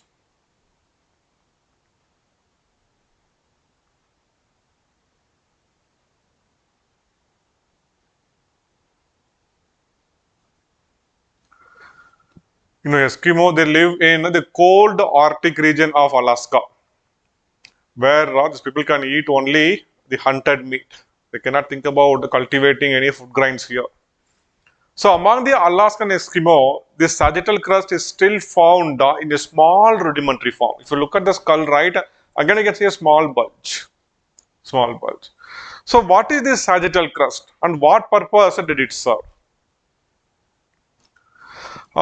See, some 3 million years ago, when Australopithecus were living comfortable, Australopithecus, right, they both hunted and ate meat. At the same time, they also ate hard nuts which they need to bite, break and eat. Homo habilis were the first to make fire. And it was Homo erectus who had some control over fire. That means after creating a fire, they can confine the fire within a particular region. Homo erectus. Okay. See here. But Australopithecus, they had no idea about how to make fire and how to control it. So they couldn't cook and eat the meat. Cook and eat the meat. They couldn't process the meat before eating. See, nowadays, if somebody is non-vegetarian, we may be eating this chicken. And these are, because of selective breeding, they made it in such a way that that meat is very soft, like a bread. But if you say meat is tough, meat means people need to bite, chew and eat. That is what they call it as meat. There are a few tribes in Orissa and also in coastal Andhra, near Khammam district of Andhra Pradesh. If you give this chicken to the ladies there, right, they'll throw it and say, what is this a meat? Is this a meat? Meat means we need to bite, chew and we need to eat. But hardly such a meat is available in the market now. But 3 million years ago, when Australopithecus were living, they couldn't hunt these soft animals. Most of the time, right, they'll be hunting animals and that meat will be very rough and tough and they need to bite, chew so that they can swallow it. For this extraordinary biting and chewing, they had a large and massive lower jaw. Lower jaw is a very large and massive for them. I'll show you one picture. See here how large, and it's a reconstructed one, but still see how large and massive the lower jaw is. They had a large and massive lower jaw. But the jaw alone is not sufficient. Along with this jaw, there are two muscles which helps us, excuse me,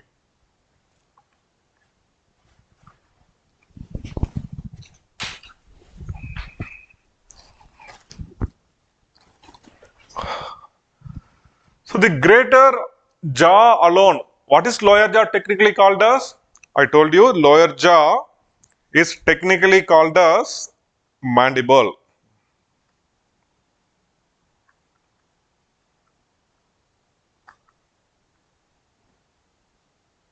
Called as mandible. And the upper jaw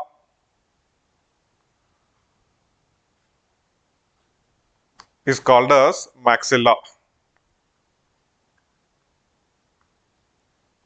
So mandible is very, very important. Mandible, right? Lowermost portion, say lower jaw, called as mandible. So apart from the large mandible, there are two muscles in our head region which helps us in biting and chewing. There are two muscles. These muscles are called as masseter and temporalis.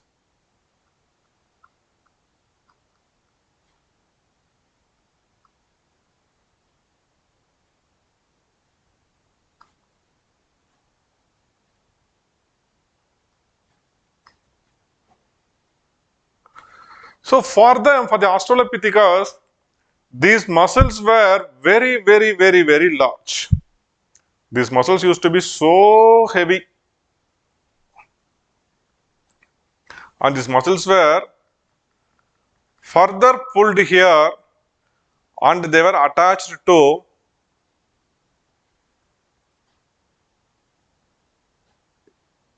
this sagittal crust.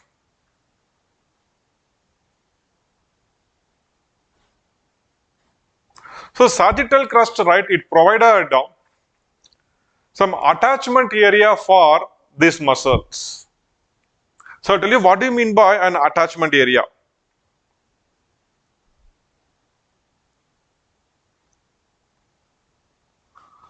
We know muscles, right? We have our biceps muscles here. Okay, muscles everywhere, bone will be surrounded by muscles. And these muscles will not get attached in each and every point of the bone. For example, suppose if you are non-vegetarian, you might have tasted a leg piece of a chicken.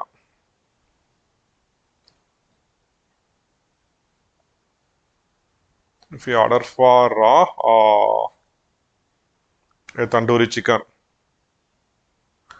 they'll give you a leg piece. This is a bone, and the meat will be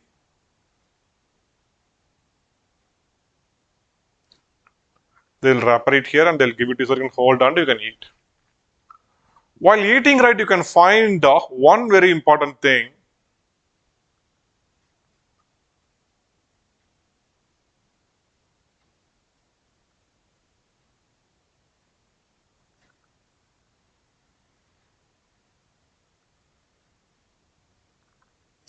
Very easily we can eat this portion of the meat.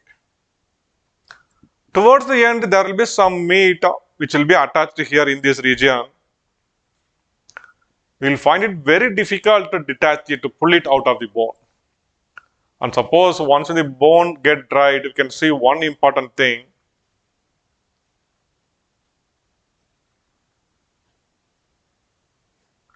Here we can see some rough patches. Here the bone will be very smooth in this area. Bone will be very, very smooth, but some rough patches here. These rough patches on the bone, right, these are the attachment area for the muscles. So we know how fragile these birds are, this chicken is. Even among these birds, right, even after cooking it in our pressure cooker, boiling it or roasting it in our tandoori oven, we find it difficult to detach the muscles in this region. Think for other larger animals, how tough will be the attachment areas. Okay, so our Australopithecus spent a lot of time biting and chewing. For that, right, there was a greater development of these two muscles, temporalis and masseter. Here both the muscles join here. Masseter and temporalis. Remember this masseter and temporalis. These two are the muscles which Australopithecus use, not everyone, right, we use for biting and chewing. There was a need for Australopithecus to bite and chew their food because they ate raw meat, hard nuts. So for them, there was a greater development of these muscles. This masseter used to be more massive, and the temporalis, right, they were further extended to the top of the head, and these muscles were attached to the sagittal crust.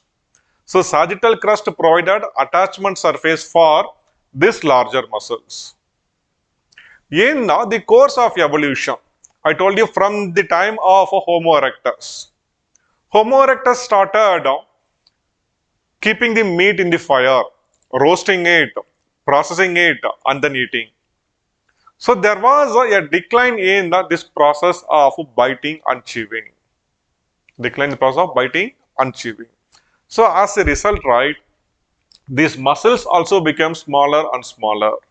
Now hardly we bite anything and eat. We just, if something, most of the food which we are eating, right, if you keep it in our mouth, it just goes inside. Can you tell me something which we need to bite and chew? Sometimes there are few roti items made out of maida. And those, right, if it becomes cold, it will be spongy, and that we need to bite, chew and eat. Apart from that, right, hardly we have any food which we bite, chew and eat now.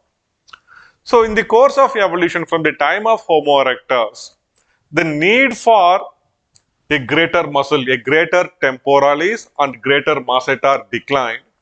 As a result, it became smaller, smaller and smaller, and there was no need for the sagittal crust to be there. Because these muscles, right, they are now they are not going to get extended up to this place to get attached there. So in the course of evolution, sagittal crust also became thinner, thinner, thinner and smaller, and it is almost absent among the human beings, modern human beings. Got it? Okay. So you should be comfortable with the term sagittal crust. So now I will also show you how to draw a skull. In practice, right, this will become very easy, and I will tell you, you will be in a position to draw this in a matter of 10 seconds. You start from the forehead. This is the forehead. Okay. After forehead, there will be a thick bulging bone for most of the apes. Then orbits. Some portion of nostrils. Again, one opening here. Then comes the upper jaw. And draw it like this.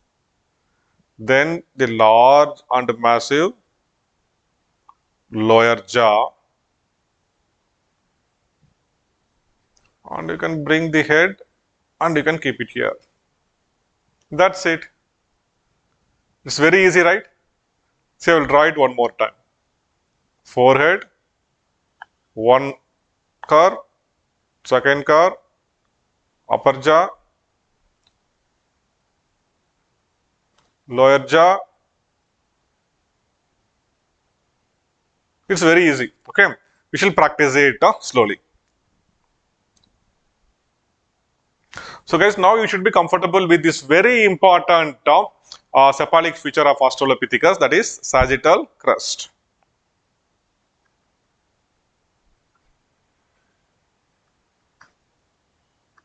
And with this, we should also be comfortable with the other anatomical terms like mandible.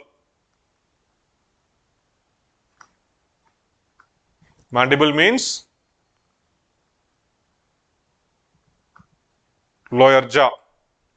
Okay. We also discussed about two important muscles.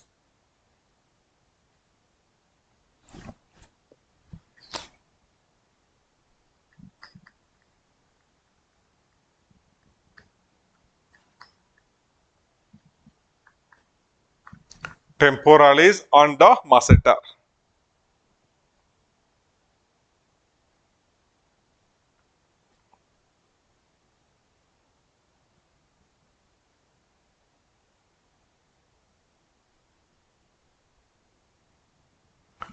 Okay, so now let us discuss the next anatomical feature. Forehead of Australopithecus.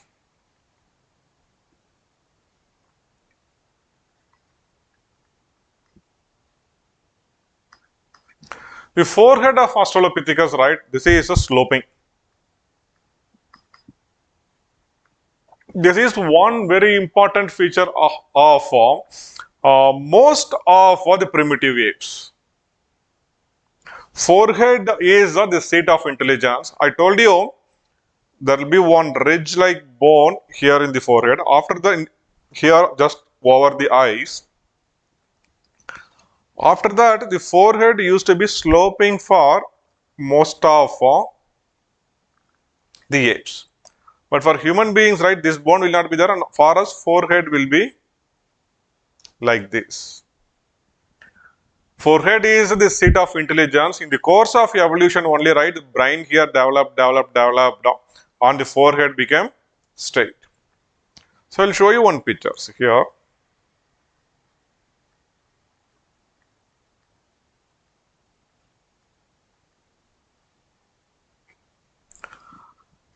See the forehead. In fact, there is no forehead at all here. See how sloping it is.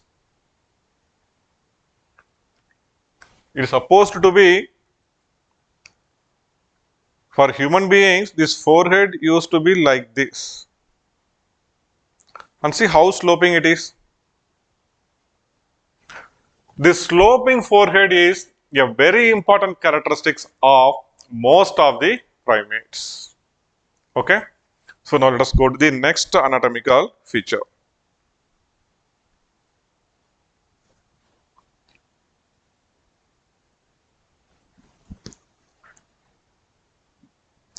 So now I told you, right, there is one small box below the sagittal crest. In that, draw a small diagram like this.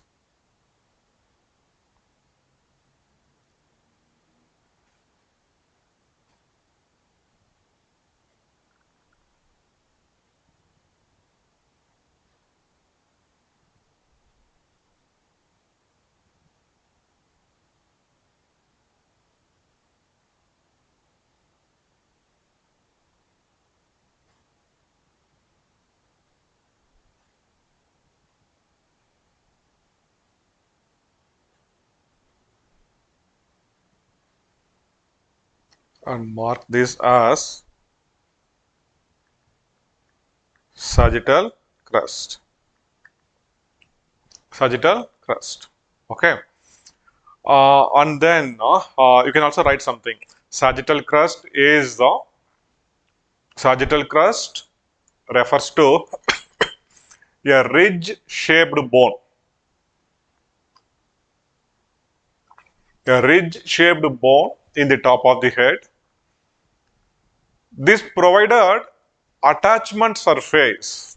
This bone provided attachment surface for the muscles temporalis. Got it? You can write it in that box. So the next feature.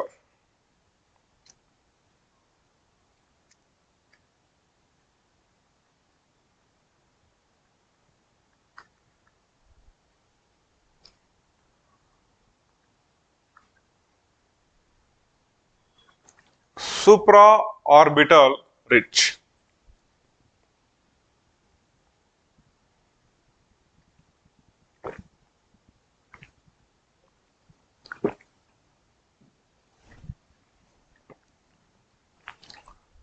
So orbit, once when we die, our eyes will get decomposed very easily. And there will be one depression here in this region. That is called as an orbit. Okay, when we die. Remember, one fine day we will die. So my kind advice to you is make lot of money and spend it for your happiness. Okay, so do not make money, save. And when you think about enjoying that, right, that time, your health may not cooperate.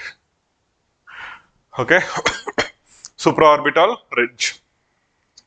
So supraorbital ridge, right, refers to a rod-like. It is a rod-like bone.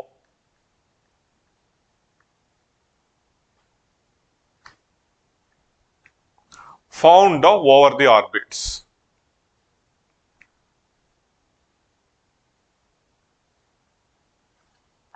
Just over the orbits.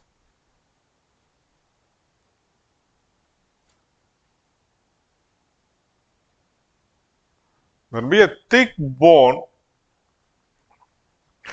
which runs like a rod here. Runs like a rod here. This is called a supraorbital ridge, and this is a very primitive feature.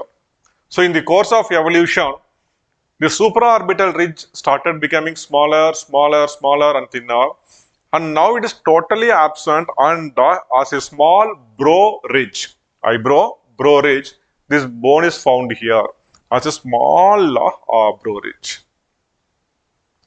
But this bone, right, used to be very prominent for our apes. This is called as a supraorbital ridge. So I will show you in this picture.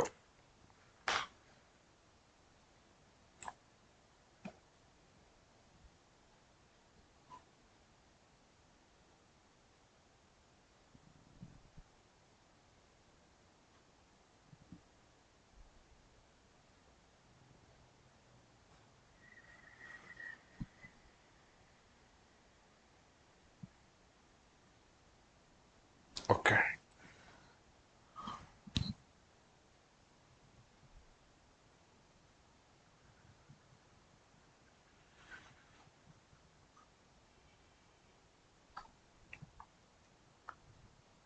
This particular bone. Can you see this?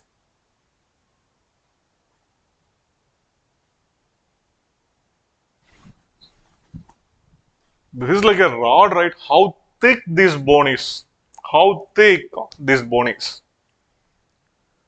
This is called as a supraorbital ridge. So what purpose did this bone serve, the supraorbital ridge serve?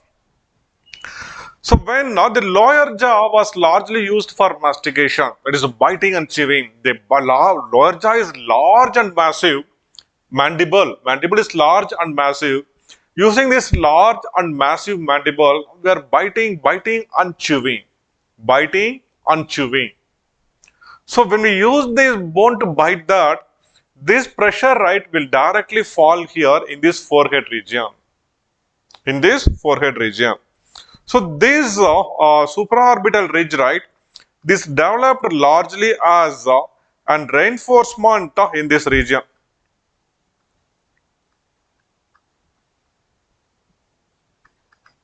So what happens, suppose if there is a fort wall. Due to enemy attack, if the wall becomes weak, we'll once again build a strong wall. These are reinforcement. Reinforcement means adding some structure to make something strong. That we call as a reinforcement.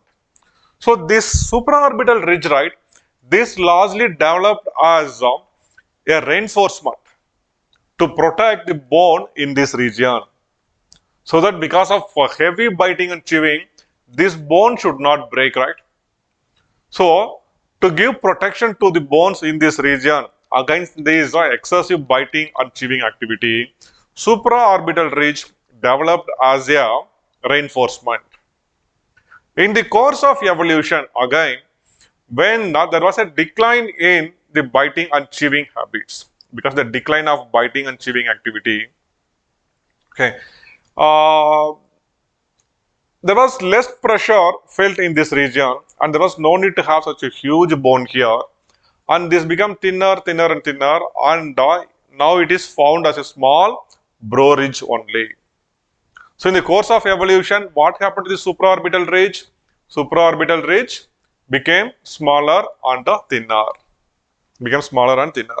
I hope you are now comfortable with the term supraorbital ridge.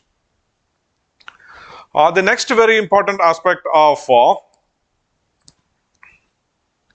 the cephalic feature of Australopithecus.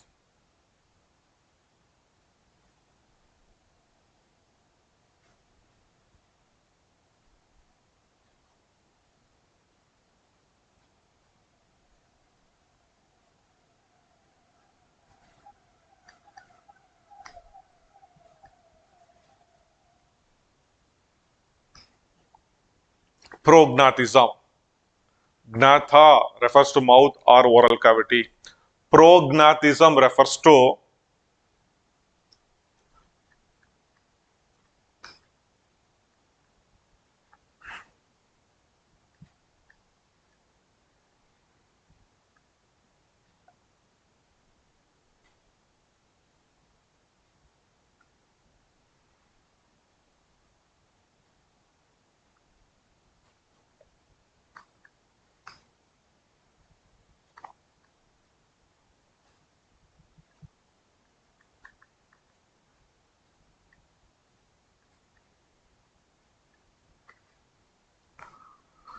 Prognathism refers to the protrusion or the projection of oral cavity forward. This is called as prognathism.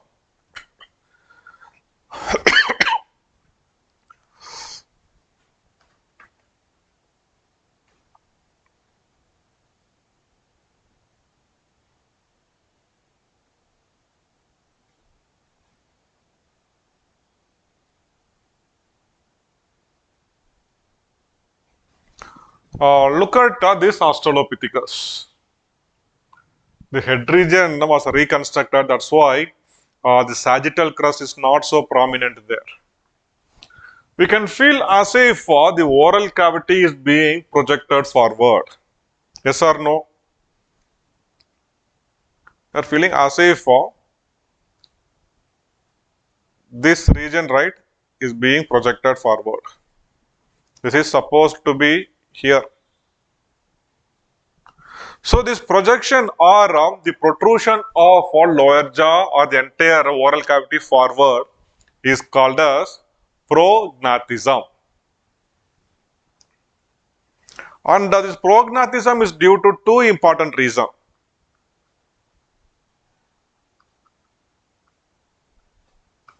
First one is a large and massive mandible. So in the box which I have given below that, right, you can write prognathism refers to the protrusion or the projection of the oral cavity forward. This was because this was due to two important reasons. Number one, large and massive mandible. Mandible, right? This mandible. Mandible is a very large and massive. Along with that, even the nasal bridge, this region, right? See, this region is a bit depressed for Australopithecus.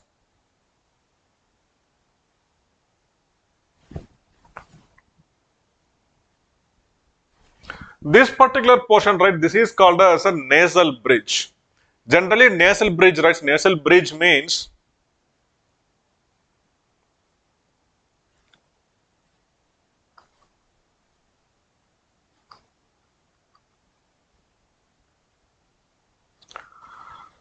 see here, in our nose, in the front portion there is a soft bone and behind that there will be one very hard bone. Very hard bone. Okay. So this one, this hard projecting bone, right, this is called as nasal bridge. For us, this nasal bridge, the surface of the face, this nasal bridge projects forward like this. The nasal bridge projects forward. So you can see in this picture.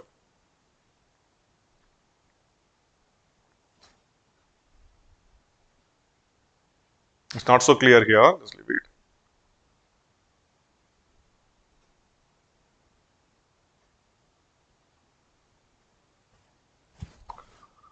Okay.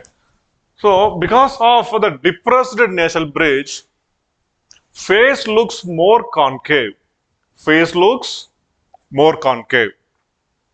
Even this is responsible for giving a look as if the oral cavity is getting projected forward. Oral cavity is getting projected forward. Are you okay with this? Prognathism refers to the protrusion of lower jaw or the projection of the oral cavity forward. This was largely due to two important reasons. The lower jaw mandible, right? Mandible is large and massive, and the face is concave. The face is concave largely because of the depressed nasal bridge. Depressed nasal bridge. Okay. Hope you are comfortable with this particular term. That is prognathism. So there are a few other important anatomical features left in the cephalic region itself. That is the position of foramen magnum, then the presence of mastoid process and the occipital condyles, and also how the zygomatic arch look like. So let us continue our discussion tomorrow, and I hope you are comfortable with what we have discussed here. So in a separate column of white paper, try to note down what are all the anatomical features which we have discussed today. First and foremost thing, I told you what do you mean by cranium. Okay, what do you mean by cranium? So cranium refers to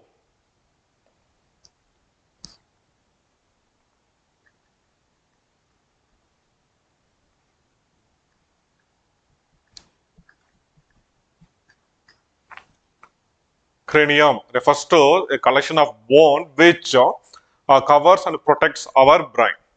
I told you a few very important regions of the cranium. Frontal region in the front, parietal in the top,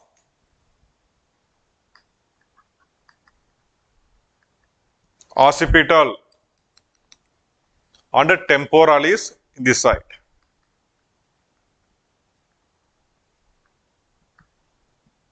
Okay, cranium and its important region. Then now we discussed about sagittal crust,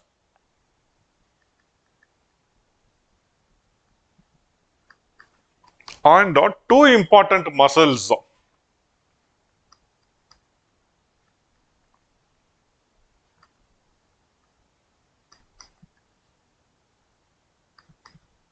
Temporalis on the masseter. Temporalis and masseter. I also told you lower jaw is technically called as mandible and the upper jaw is called as maxilla. Upper jaw is maxilla, mandible, maxilla. We also discussed about prognathism.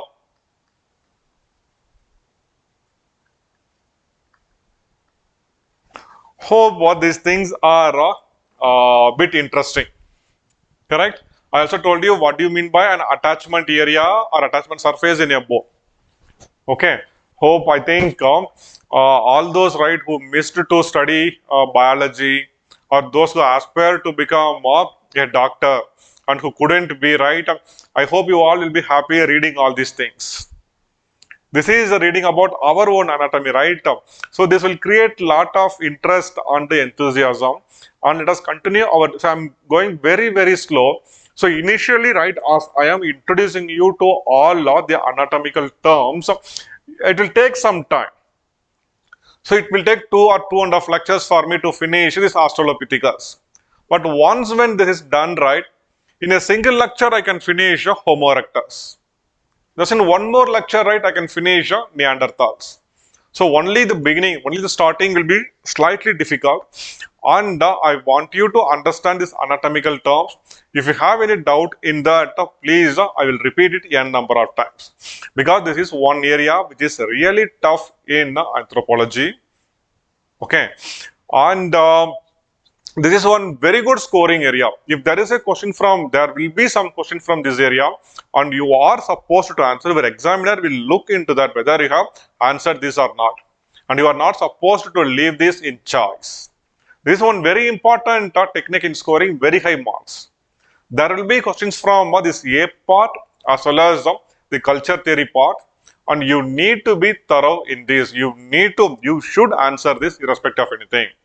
That will only fetch you a very good mark in anthropology. Okay, so let us continue our discussion tomorrow. Until then, bye bye.